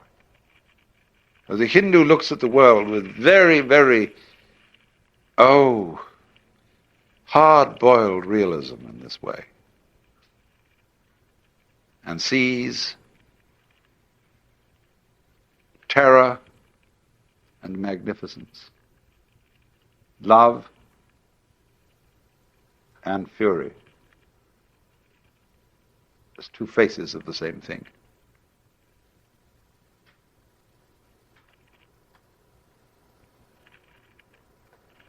And you could say, well, is there any peace possible? After you've looked at this picture for a long, long time, and you've conceived the endless, endless cycles, because this thing goes on always and always and always. Per omnia saecula saeculorum, world without end. And the Hindu sometimes feels, oh, Brahma, don't you ever get tired of it? No, because Brahma doesn't have to remember anything. And you only get tired of things you remember. That's why, from the standpoint of Brahma, there's no time, only an eternal now. So the secret of waking up from the drama, the endless cycles, is the realization that the only time that there is the present.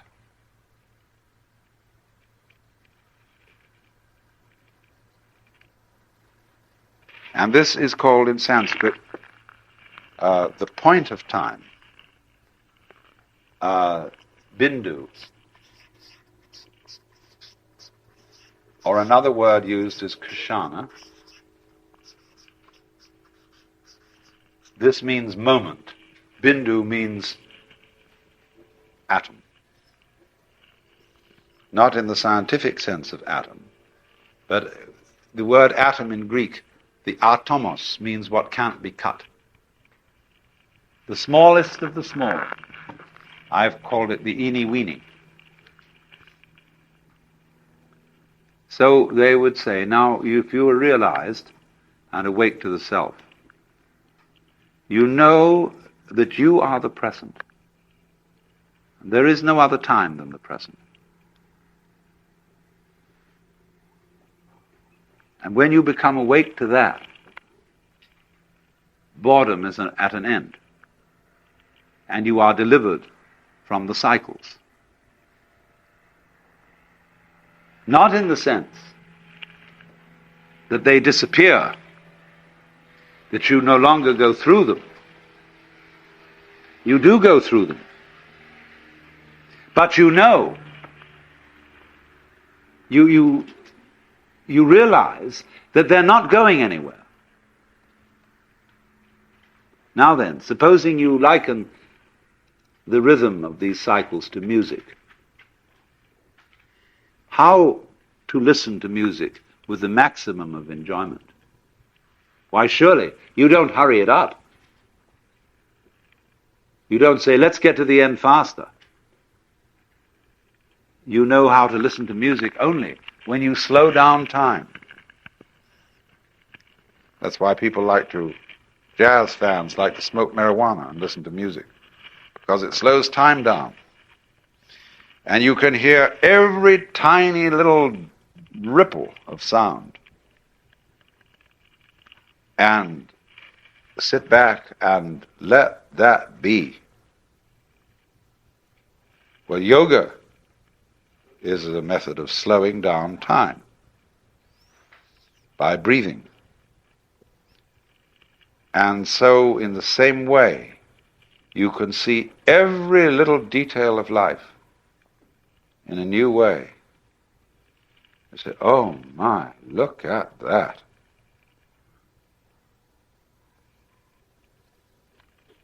And so one's eyes are opened in astonishment by living totally here and now. Up to this point, I have been discussing the theme of the world as the self from 3 points of view.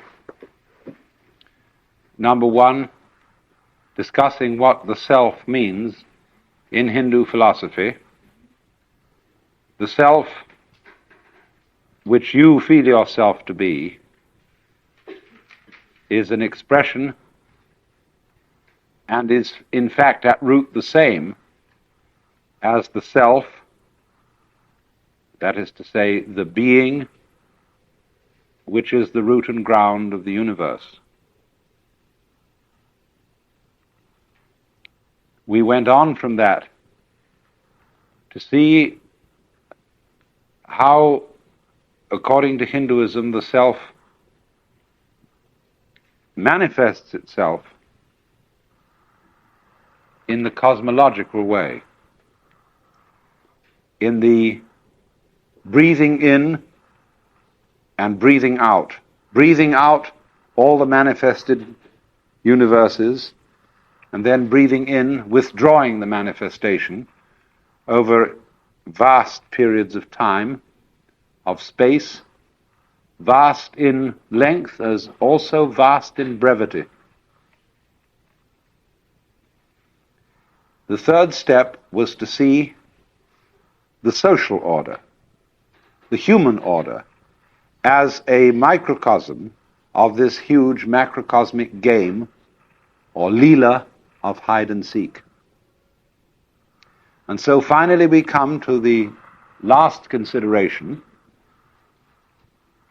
which is the question, in what way and by what means can an individual who is under the impression that he is a separate individual, limited by and enclosed in his bag of skin, how can such a person effectively realize that he is deep down the universal self, the Brahman?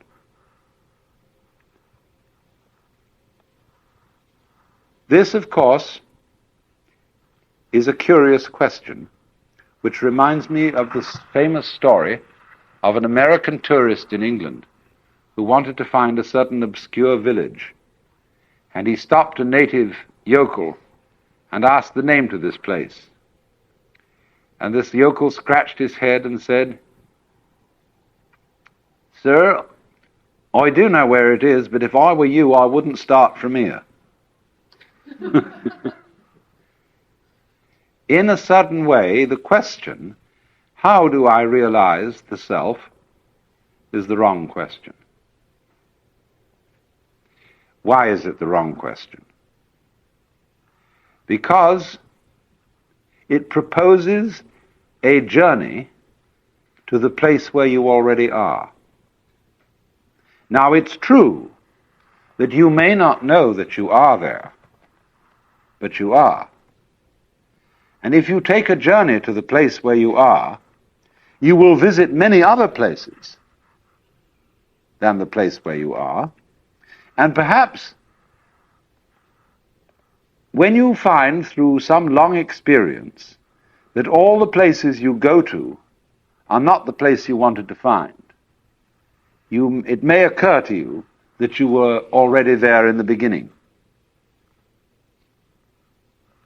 And that is the Dharma, or method, as I translated that word, which all gurus, teachers of spiritual development, use fundamentally. They are all of them tricksters, but in the most beneficent sense of the word trickster. Why trickster? Because, do you know, it's terribly difficult, in fact it's impossible, to surprise yourself on purpose.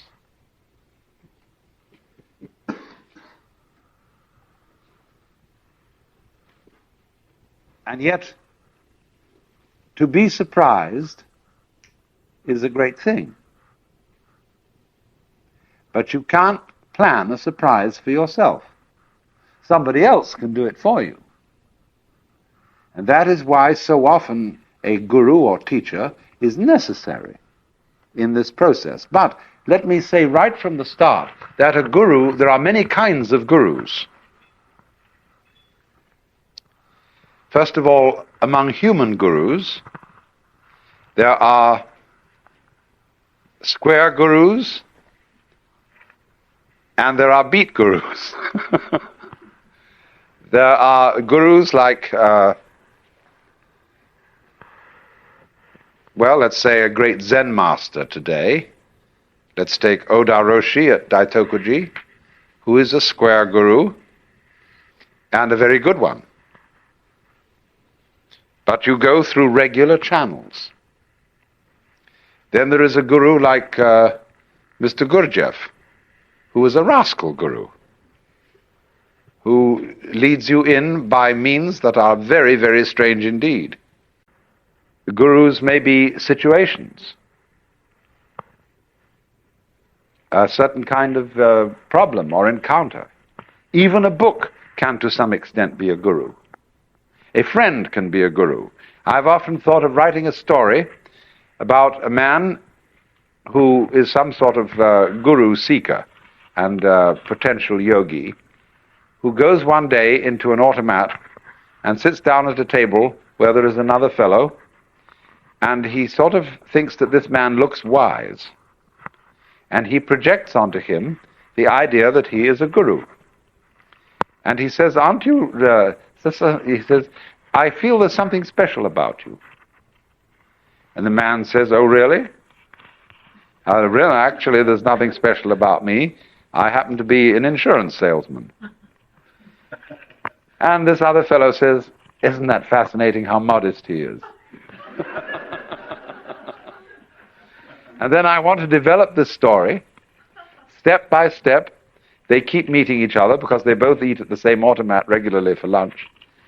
And although the fellow really is an insurance salesman and doesn't know a thing about these things, it in the end results in the enlightenment of the person who projected this image upon him.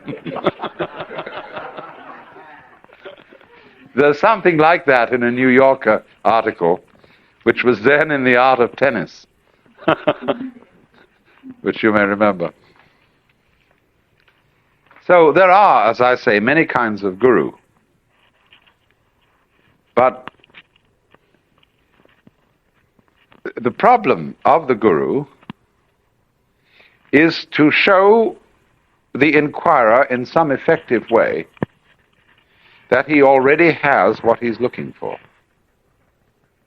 A story is told of a great Hindu king called Yajnadatta, who one day woke up in the morning and, in order to arrange himself for the day, picked up the mirror beside his bed and looked in it and found he had no head.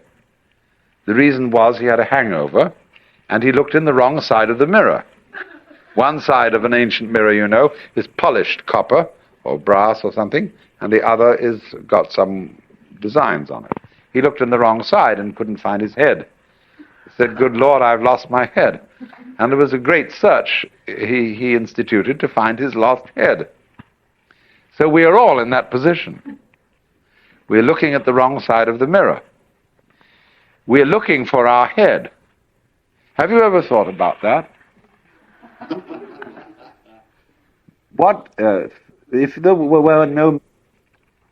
You would never know what your head looks like. And try to be aware of your head. What color is your head so far as your eyes are concerned? You look around and you can't find it. It isn't that there's something black here that's like darkness behind your head, is there? Behind your eyes. Do you feel there's a darkness there? Is there something black? No. As you turn around, this thing just doesn't have any color at all. It isn't black, it isn't white, it isn't nothing. And yet, to have that thing there, which has no color, no quality of any kind that you can see, is the condition of being able to see everything. Actually, what your head feels like inside is what you see out in front of you. Because, as I said, all that you see out in front of you is a state of the brain. It is the way it feels inside your head. And the things you hear, they're all the way the brain feels. The brain, in other words, is a marvelous contraption. To the extent that it is not present to itself, it is present to everything else. Now, if you get a tumor in the brain starts to become present to itself, and you get feelings inside your senses that are all weird and don't seem to be right with the external world. And that is because something has gone wrong inside your brain. So too, when you see spots in front of your eyes, you are seeing your eyes, but you can only see your own eyes when they are defective. When they are working properly, they are completely invisible.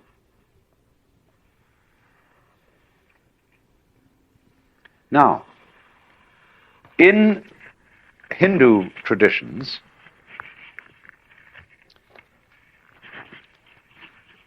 the realization of who you really are is called basically sadhana. And sadhana means the discipline, the way of life that is necessary to follow in order to escape from the illusion that you are merely an skin-encapsulated ego. And sadhana comprises yoga. from the root yug, which means to join. And so from that, in Latin, we get jungere, to join, and in English, junction, and also yoke. And junction is also the word union, you see. All this derives from this Sanskrit root, yug. A yoke is also a discipline. When you yoke oxen, that is a kind of a discipline. Now, strictly speaking, in the very strictest sense, yoga means the state of union, the state in which the individual self, what is called the Jivatman is approximately translatable as ego. Jivatman finds that it is ultimately Atman, which equals Brahman, the Supreme Self.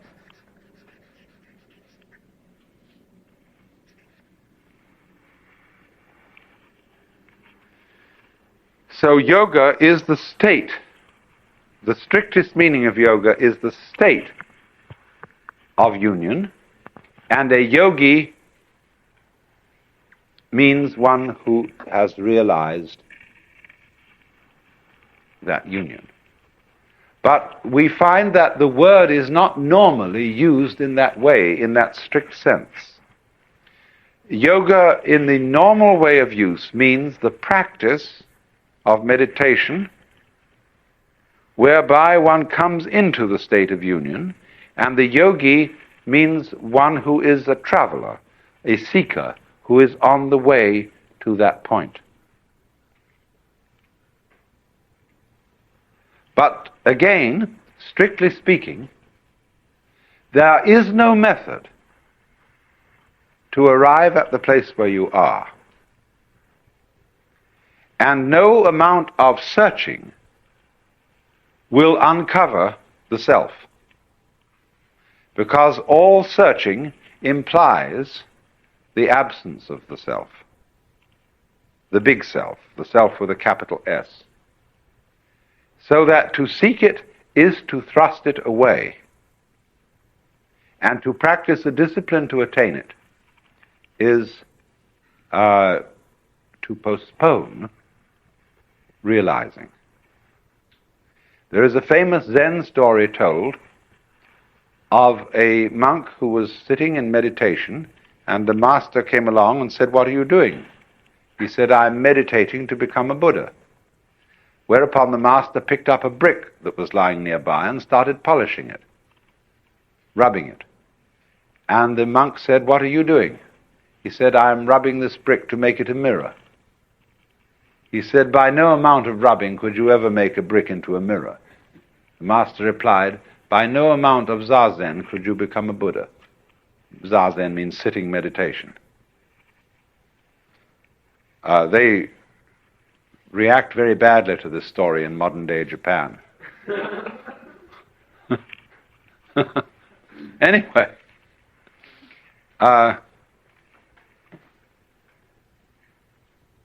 what is important, you see, quite radically here, is that the moment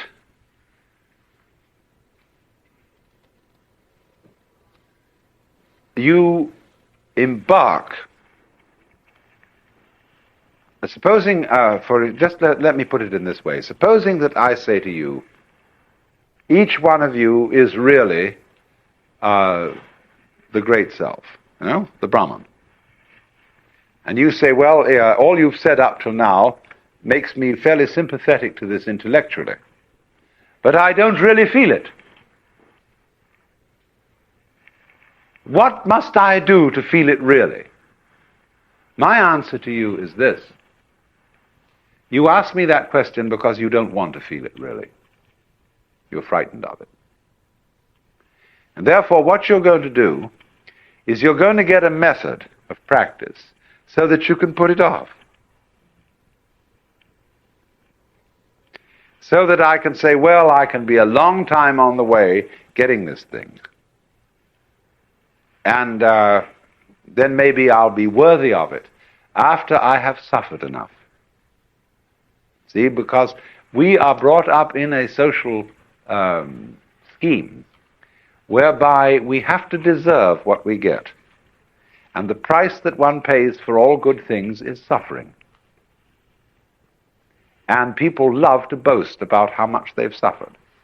I find it quite sickening. The people who go over to Japan or India and come back and say, or Tibet or somewhere, oh, these awful things that their masters did to us. They made us sit for hours with crossed legs so that when we got up we couldn't stand, and we were aching, and we were hungry and cold and shivering, and we were hit over the head with sticks and things, and all these things we endured. My God, wasn't that tough of us? And they do all this, you see, and say, look at the scars I have, look at the wounds I got in the battle, look at all my medals, see, for my valiant spiritual endeavors. But all of that is precisely postponement, is because one is afraid here and now to see it.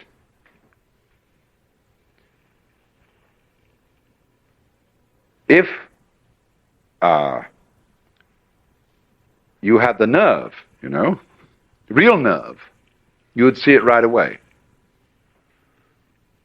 Only that would be, when one feels you shouldn't have nerve like that.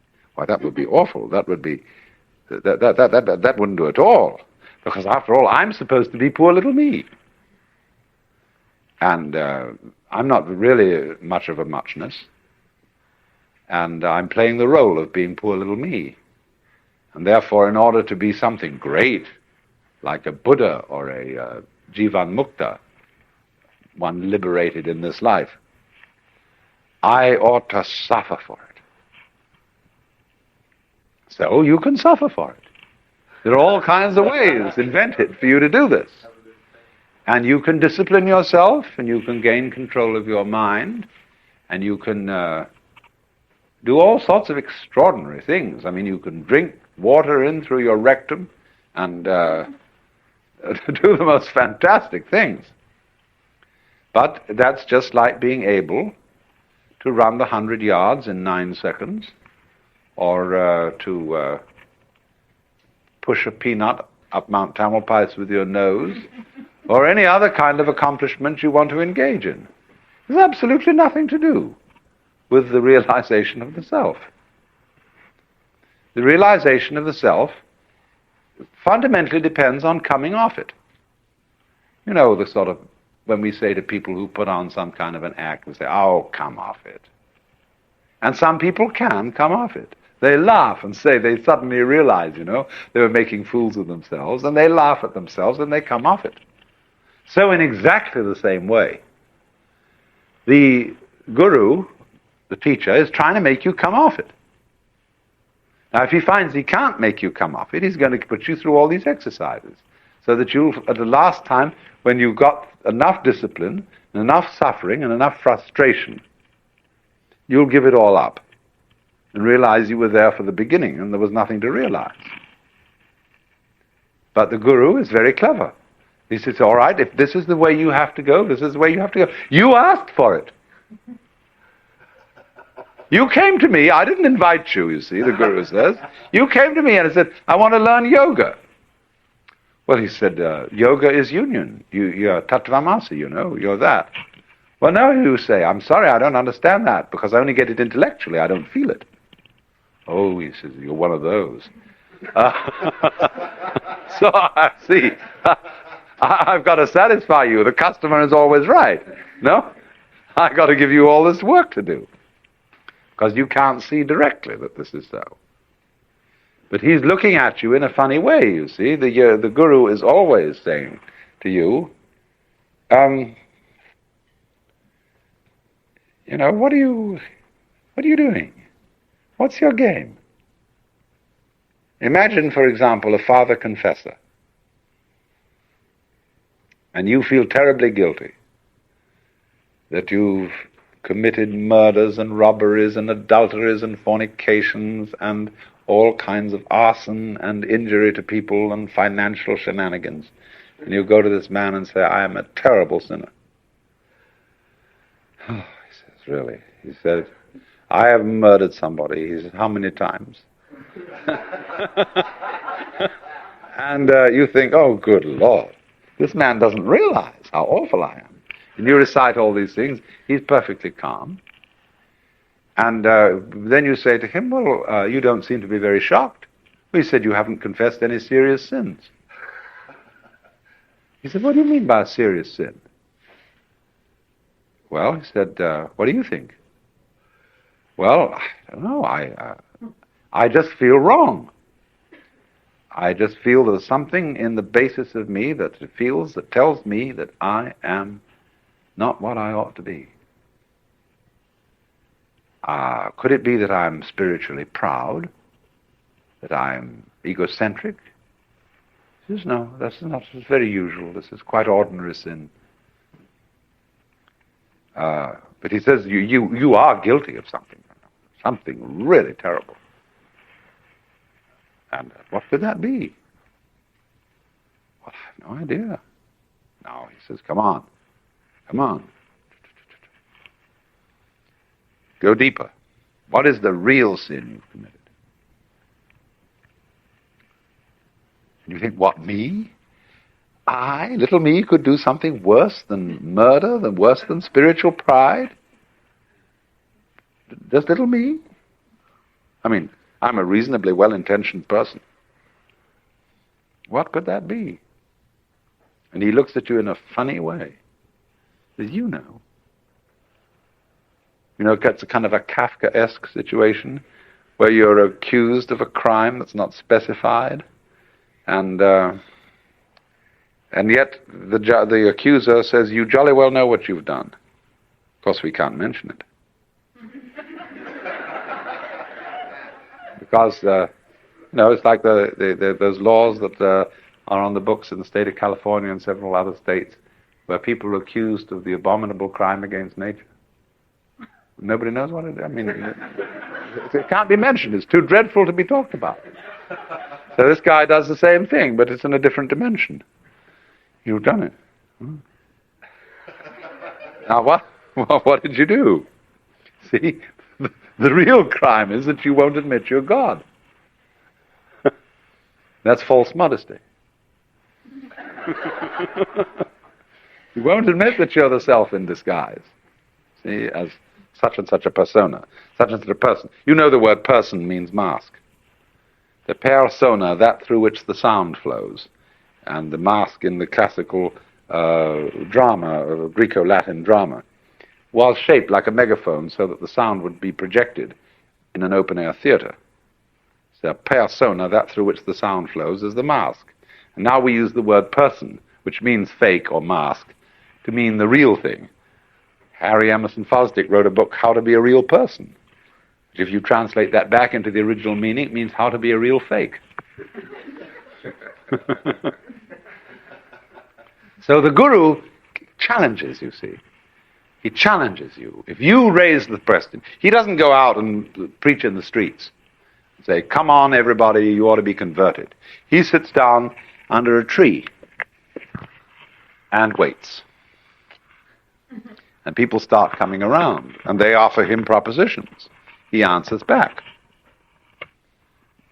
And he challenges you in any way that he thinks is appropriate to your situation. Now, if you've got a thin shell, and your mask is easily dispatched with, he simply uses what we might call an easy method. He says, listen, Shiva, come off it. Don't pretend you're this guy here. I know who you are. And the guy sort of twinkles a bit and says, well, I guess you're right. But the people aren't like that. They have very thick shells. And so he has to invent ways of cracking them. So here is how it goes. What you know, to understand yoga, you need to get hold of a good translation of Patanjali, the Yoga Sutra. I don't know which is the best translation. There are so many of them. But a Hindu friend of mine recommends the one in the Harvard Oriental series by Woods.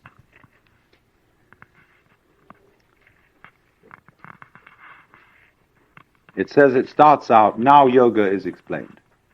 Mm-hmm. First verse. And the commentators say now has a special meaning because it follows from something else that you're supposed to know beforehand. That you're supposed to be, in other words, a civilized human being before you start out on yoga. We don't teach yoga to baboons. And so you're supposed to have been disciplined in, as I told you this morning, artha, kama, and dharma. In politics, sensuality, and dharma, justice. And then you can start yoga. Then the next verse is yogas chitta vritti nirodha, which means yoga is the cessation of revolutions of the mind.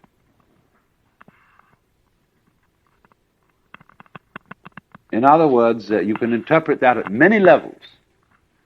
Chitta meaning consciousness, like a pool, like water, like a reflecting pool. If there are waves on that, it doesn't reflect, it breaks up all the reflections. So stop the waves on the mind, and it will reflect reality clearly. Get a perfectly calm mind. That's one meaning of it.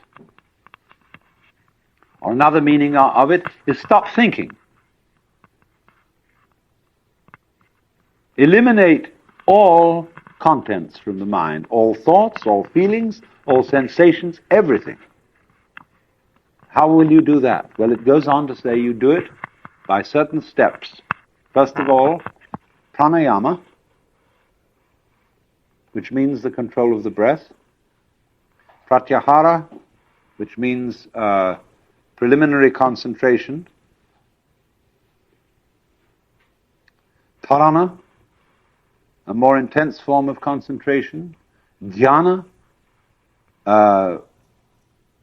which is the same. Dhyana is Sanskrit for Zen, and that means profound union between subject and object. And finally, samadhi,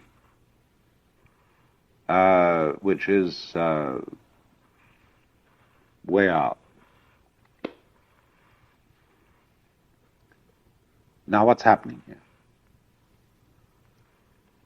Control your mind. First of all, by breathing.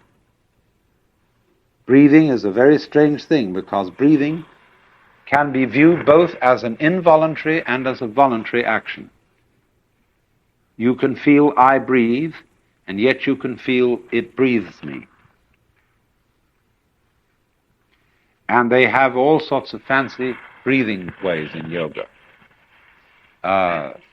They're very amusing to practice because you can get very high on them. That one, you know, where you swing down to this way.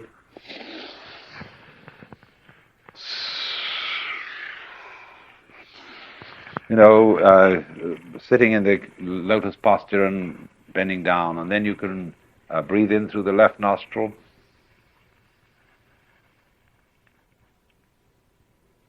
Breathe out through the right.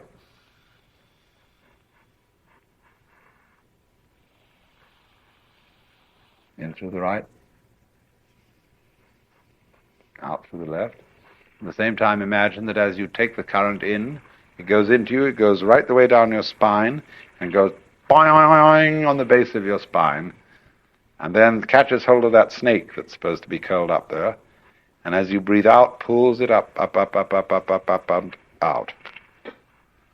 The snake called the Kundalini, the serpent power, that lies at the center of sexual activity, but has to be dragged up and put in the brain. So they set you at these tricks. And of course,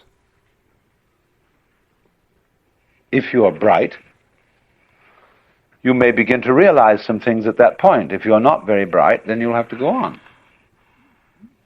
And so next they really get to work on concentration. Concentrate the mind on one point. Now this can be an absolutely fascinating undertaking.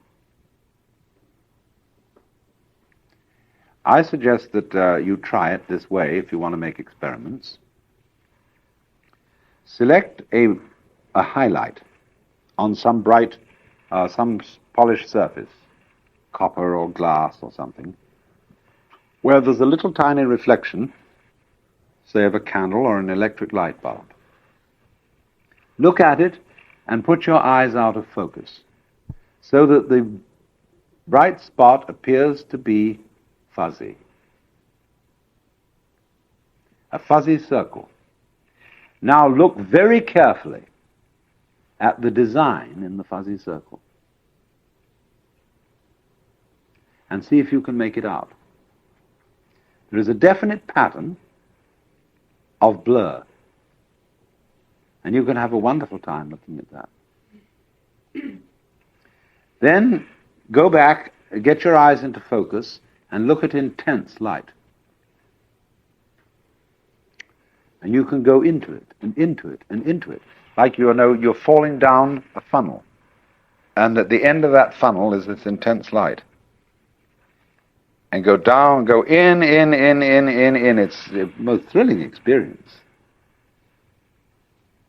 Then suddenly the guru wakes you up and says, "What are you doing that for?" And, well, because I want realization. Why?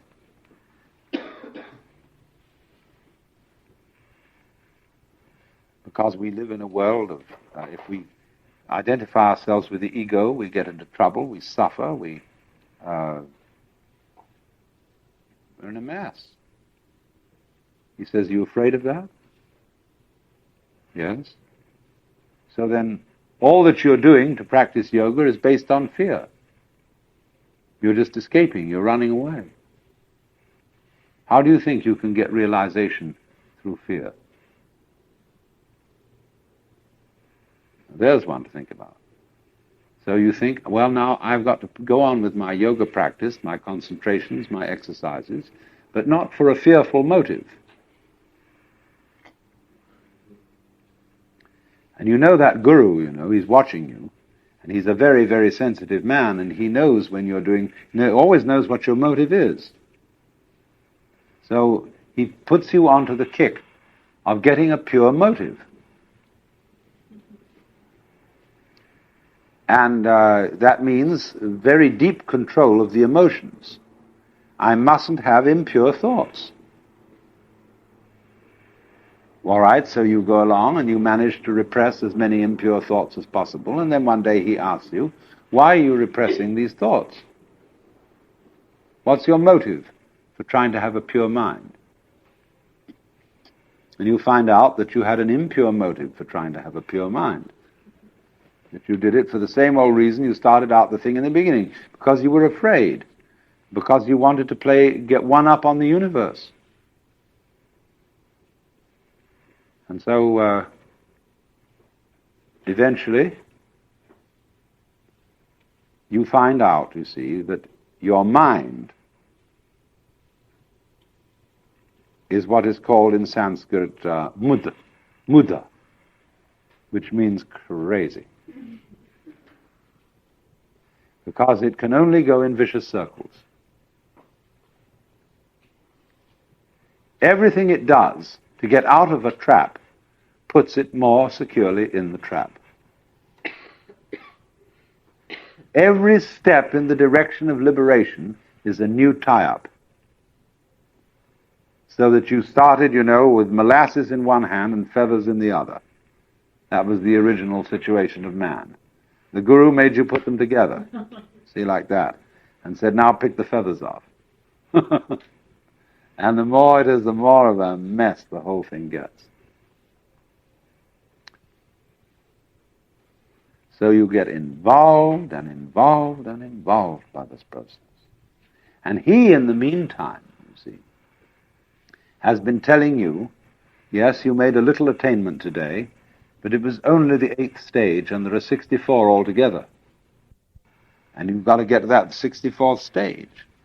And he knows how to spin it out and drag it all out, because you are ever hopeful that you'll get that thing, just as you might win a prize or win a special job or a great distinction and be somebody. That's the motivation all along, only it's very spiritual here. It's not for worldly recognition. You want to be recognized by the gods and the angels. It's the same story on a higher level. So he keeps holding out these baits. And as long as the pupil falls for them, he holds out more baits.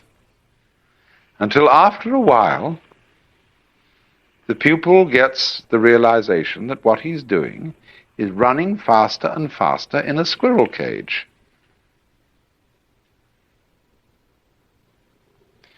That he's making an enormous amount of progress and getting nowhere. Like in Alice Through the Looking Glass, when the Queen says, here you have to run faster and faster to stay where you are. And so he impresses this upon you by these methods very thoroughly. And at last you find out that you, as an ego, as what you ordinarily call your mind, are a mess. That you just can't do this thing. You can't do it by any of the means that have been held out to you.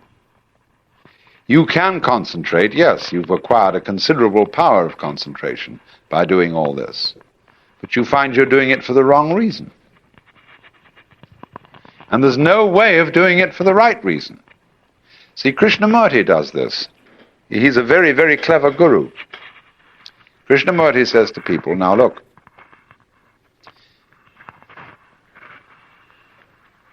there is nothing you can do to be liberated, because all your efforts in the direction of liberation are phony. They are based on your desire to boost and continue your ego, and that will never lead to liberation. All you can do, he says, is to be aware of yourself as you are, without judgment. See what is. But then, if you can do that, you have no further problem. But if you try to do it, you're in the same mess all over again.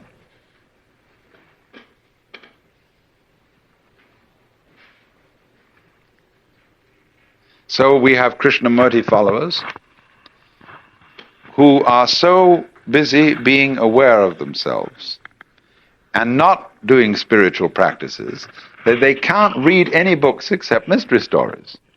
They mustn't read any philosophical books, any spiritual books. They mustn't do any meditation exercises or anything like that. They just have to be aware of themselves all the time. Gurdjieff played the same game in a different way. He said, the most important thing is self-remembering. Always, at every moment, be aware of what you're doing. Watch yourself. Constantly and never, never be absent-minded. So all day, when you pick up the piece of paper, you realize, I'm picking up this piece of paper. And I'm opening it inside, and so on.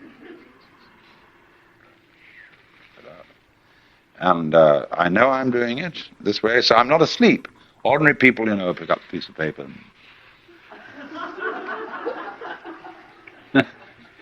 In this way, we're really picking up the piece of paper. And So all these people are doing this, watching.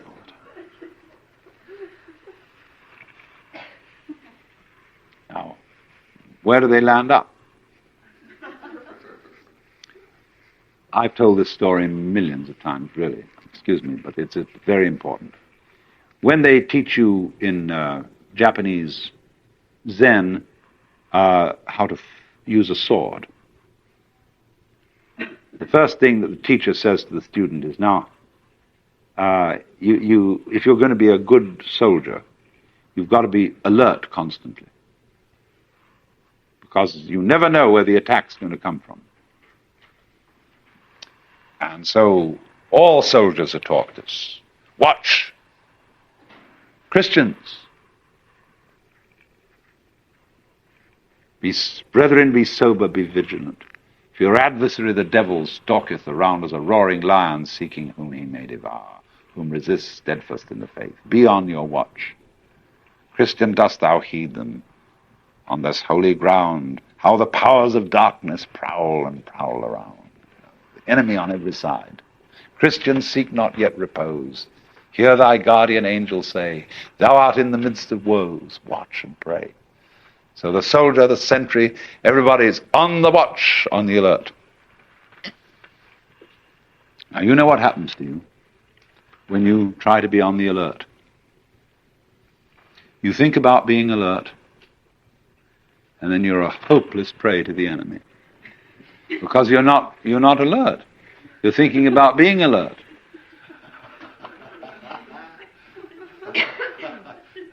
So in the same way, the poor boy who is learning fencing and has a teacher and he's doing duties around the house, the teacher attacks him, utterly unexpectedly, at any moment. And so long as he's alert, he's a sitting duck. Because he's alert in the sense of staring. He says, it might come from there, it might come from there. Let's check out individually every place from which the attack might come. Check this, check that, check the other thing. It might be this way, it might be that way. While he's doing that, it hits him from a direction he's not thinking about. To be alert, you must not think about any special direction from which the attack might come. You must be simply awake and relaxed. And then all your nerve ends are working, and wherever the attack comes from, you're ready. They liken this to a barrel of water. The water is just sitting there in the barrel. But the minute you make a hole in the barrel, the water immediately is ready to come out of that hole. So in the same way, the mind, when it is in the proper state, is ready to respond in any direction from which the attack may come. So this man is no longer alert in the sense of taut and anxious. Which way is it going to go? See? He's just sitting there, like a cat sits there. And the minute anything happens, it's right there. Because it didn't have to overcome any set in a direction opposite to that from which the attack comes. If you're set for the attack to come from there, and it comes from here, you have to pull back from there and go there, but that's too late. So you sit in the middle. And you don't expect the attack from any particular direction. So in the same way, all this applies to yoga. You can be watchful, you can be concentrated, you can be alert.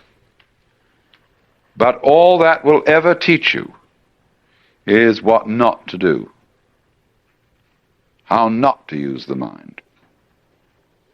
Because it'll get you into deeper and deeper and deeper binds.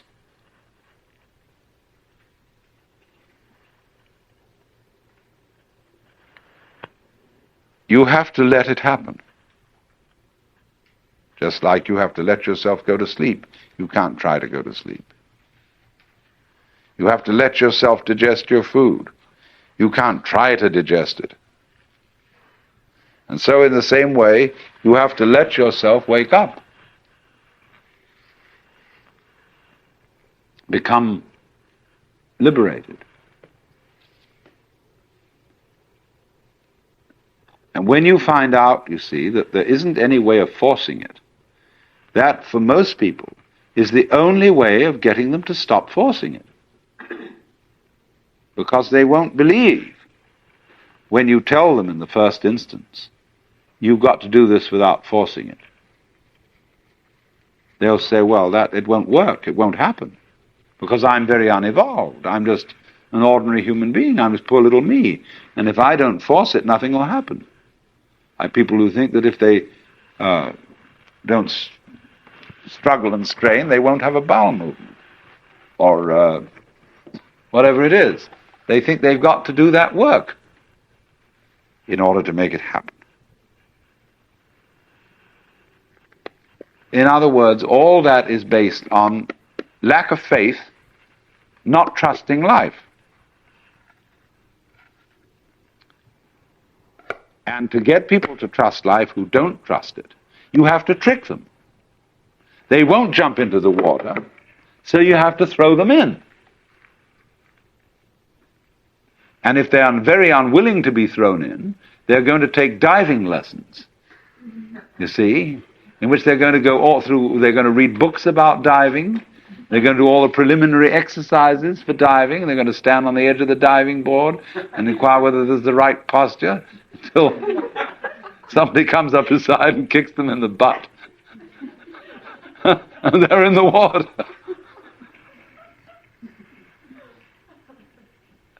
And it's also with this. It really is. So, now there's an amazing, I must instruct you about this, because it's important that you should know it. And the most amazing gamesmanship goes on in the whole domain of yoga and spiritual practice. You would be astounded. Somebody whom I won't mention, but for whom I have a fairly considerable respect, came up to me a few days ago.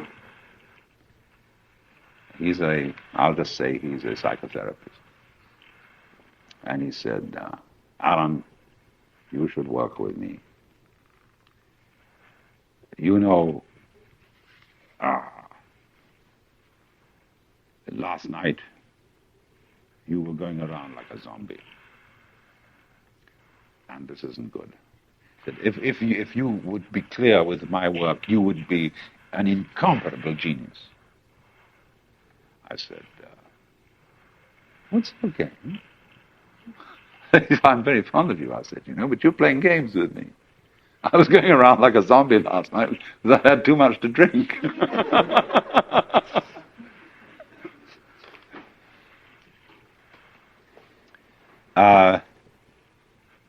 So, one of the games in all this is to find a little flaw in you, see? Everybody has a place where they can be jiggled a bit. Something they're a bit ashamed of, and so they think, does this person really know my secret? He's not saying anything because he's polite, but does he really see through me and know that somewhere are the awful awfuls and that I'm a little bit upsettable? This is all part of religious competition. If you go to the Roman Catholics and you've been psychoanalyzed, you see, they'll say, well, that's fine, but of course it's not nearly enough. That's all very well so far as it goes, but, or if you're a Roman Catholic and you go to a Buddhist outfit that's on a missionary basis, they'll say, yes, of course through your Catholicism you've learnt some of the basic virtues, but of course Catholicism doesn't go anywhere near the heart of things. It doesn't have an elaborate system of meditation like we have. Then you go over to the Hindu school and they say, yes, the Buddhists go to a certain point. But they do attain a very, very high stage of realization, but there is nevertheless something higher than that, which they don't quite get. And you will find this all round the world. Everybody claiming to have that little special extra essence which the others don't have. Now, why are they doing that? Are they all frauds? Are they all charlatans? all out to get you into their society? Sometimes yes. But sometimes they're trying to see whether you fall for this, testing you out. This is upaya, skillful method. And if you become falling for that little extra special thing that's just supposed to be around the corner, no? Then they've got you. Or rather, you've got yourself in a mix. And you have to work at that and work at that and work at that until you find out that you were being made a monkey of. But you were being made a monkey of because you could be made a monkey of. You hadn't really arrived where you are. You didn't have the nerve to be you. That is to say, to be the self. And so you had always to feel that there was something beyond that, the stage higher. See? So that's why, for example, masonry is such a success. It has 33 degrees. And you know, you can go up that ladder and get higher and higher status. The more degrees, the merrier. There have been things that have invented hundreds of degrees, and they're an immense success.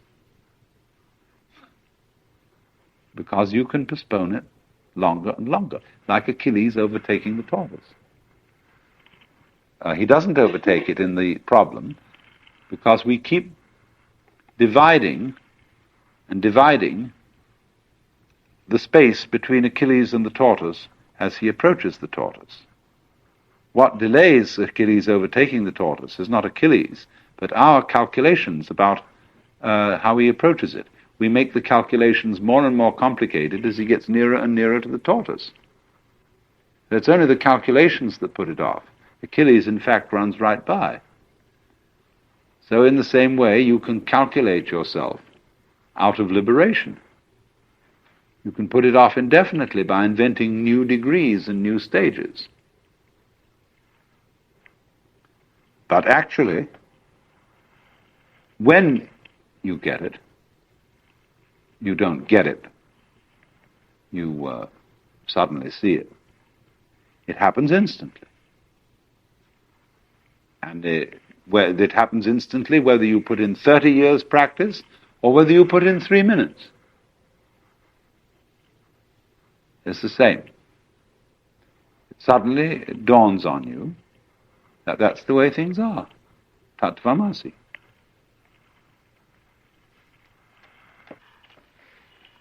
Medieval society in the West, comparable to Hindu society, allowed people to check out of the game. It revered and encouraged hermits, monks, nuns, of various types of discipline. And even a person who joined, there's this difference, you see, for the West and India. You couldn't join the Brahmana caste, the priest caste, from some other caste. But in the European caste system, by becoming a priest or a cleric of any kind, you see, a cleric means simply a literate person. The word cleric is related to the word clever. It simply means you're literate, and only the clergy. The word clever, cleric, clerk, clergy are all the same. And they are also related to the word clear, as it was originally spelled C-L-E-R-E. Now you could join the clerical caste from any other caste, and the function of the clerical caste in the West is that it was a cross, as it were, a kind of diagonal caste. You could familiarize with any other caste once you're in that one. And so it was a wonderful way of rising in society. You could, from being a serf, go to being a priest, to being an archbishop, and consort with the nobility. It was the only way open. to cross castes, you see. And because they were the literate people, it was through literacy and through universities founded by clerics that our caste system began to break. And we got the idea of choosing your own vocation and not simply following what your parents did. Now, I want to make an observation here about checking out of the game. This is not encouraged in contemporary society. Because the Catholic Church and the Episcopalian Church are very powerful minorities, they can still support monasteries and even hermits. But you can't be one on your own without great difficulty. Firstly, because you're a poor consumer.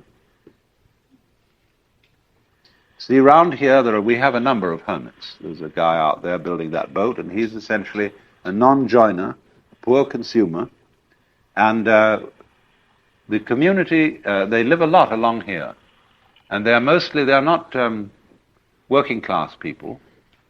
They are people who dropped out of college because they saw it was stupid.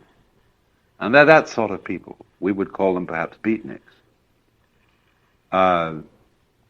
But you see, the city doesn't like it because they aren't owning the right sort of cars, and therefore the local car salesman isn't doing business through them. They don't have lawns, and so nobody can sell them lawnmowers. They hardly use dishwashers, appliances of that kind. They don't need them. And also they wear blue jeans and things like that, and so the local dress shops feel a bit put out having these people around. And they live very simply. Well, you mustn't do that.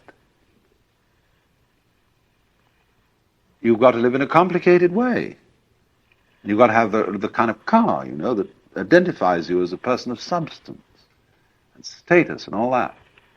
So there's a great problem here in our society. Now, why is there this problem? There's always a very inconsiderable minority of these non-joiners or people who check out of the game. But you will find that insecure societies are the most intolerant of those who are non-joiners. They are so unsure of the validity of their game rules that they say everyone must play. Now that's a double bind. You can't say to a person, you must play, because what you're saying is you are required to do something which will be acceptable only if you do it voluntarily. You see? So everyone must play is the rule in the United States. And it's the rule in almost all Republican governments. I mean Republican in the sense of democratic. Because they're very uneasy. Because everybody's responsible. You mean you may try not to be and avoid it and say, oh, let the senators take care of it or the president. But theoretically, everyone's responsible. Now that's terrifying. See, it's all right when you know what's right. There is an aristocracy, there is the clergy, and they know what should be done, and they're used to ruling, you see. But now it's in your hands. You say, well, what are we going to do? Well, I think this way, and you think that way, and he thinks the other way. And so we're all unsettled. And therefore, we become more and more conformist. Individualism, rugged individualism, always leads to conformism, because people get scared. And so they herd together. They were and compounded with industrial society, mass production, etc. They all wear the same clothes, and they're sensible clothes that don't show the dirt too much. And we get duller and drabber, and with the exception of the Californian Revolution, all the time. I mean, you go to New York, and everybody looks as if they were about to attend a funeral. Well, part of the reason is the city is covered in filth. Murk descends, soot descends from the chimneys of Consolidated Edison. It comes in at all the windows. You can't shut it out. So the girls wear black and pearls, and even black underwear, because it just doesn't show the dirt. And all the men wear sensible dark grey suits and black neckties and so on. I mean, it doesn't show the dirt, but it looks like a funeral, or it looks like an assembly of preachers.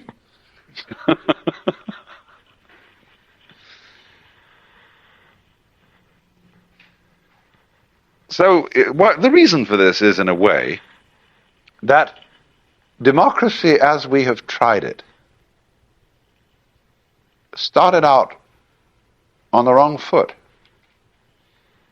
You see, in the scriptures, the Christian scriptures, it says everybody is equal in the sight of God.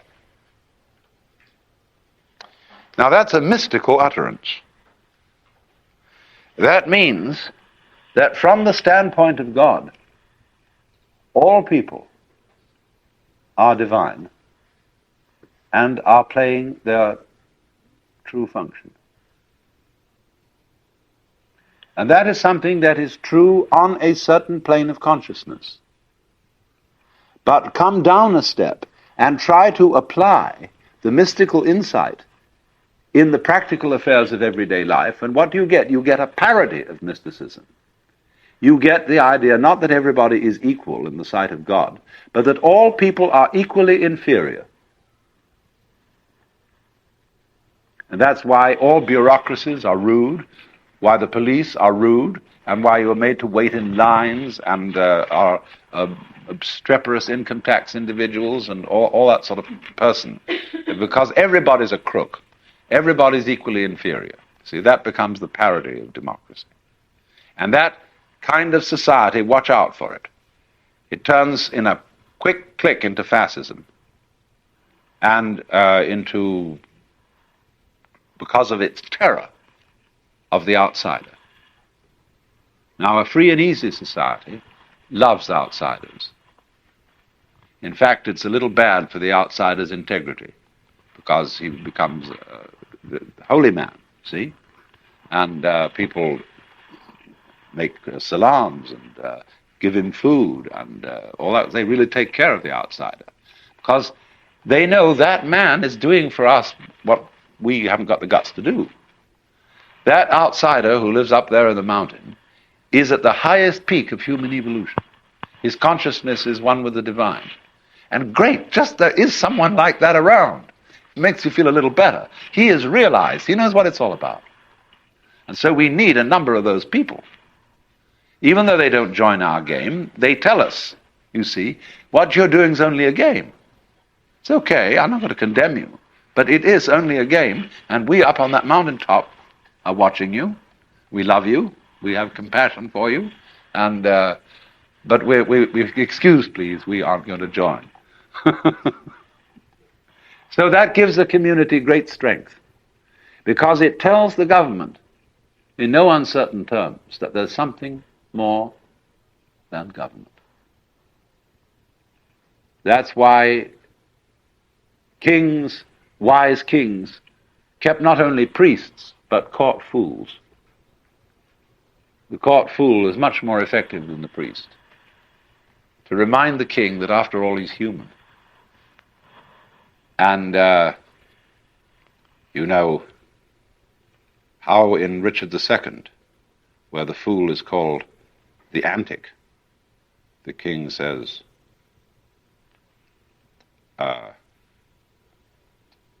within the hollow crown that rounds the mortal temples of a king keeps death his watch. And there the antic sits, scoffing at his state and grinning at his pomp, allowing him a little time to monarchize, be feared, and kill with looks. And then at last comes death, and with a pin bores through his castle wall, and farewell, king. See, always this reminder of the priest or of the antic to the royalty, to the government. You are going to die. You are mortal. Don't give yourself airs and graces as if you were a god. as king. You are only a representative of God. And there is a force, there are domains way, way beyond yours and way, way higher. But it's very difficult for a Republican government to realize that, because it's insecure. And therefore, in our present world, you cannot abandon nationality without the greatest difficulty. People who try to abandon nationality get constantly deported from one place to another. You must belong to this thing, as Thoreau put it. However far into the forests you may go, men will pursue you and compel you to belong to their desperate company of oddfellows.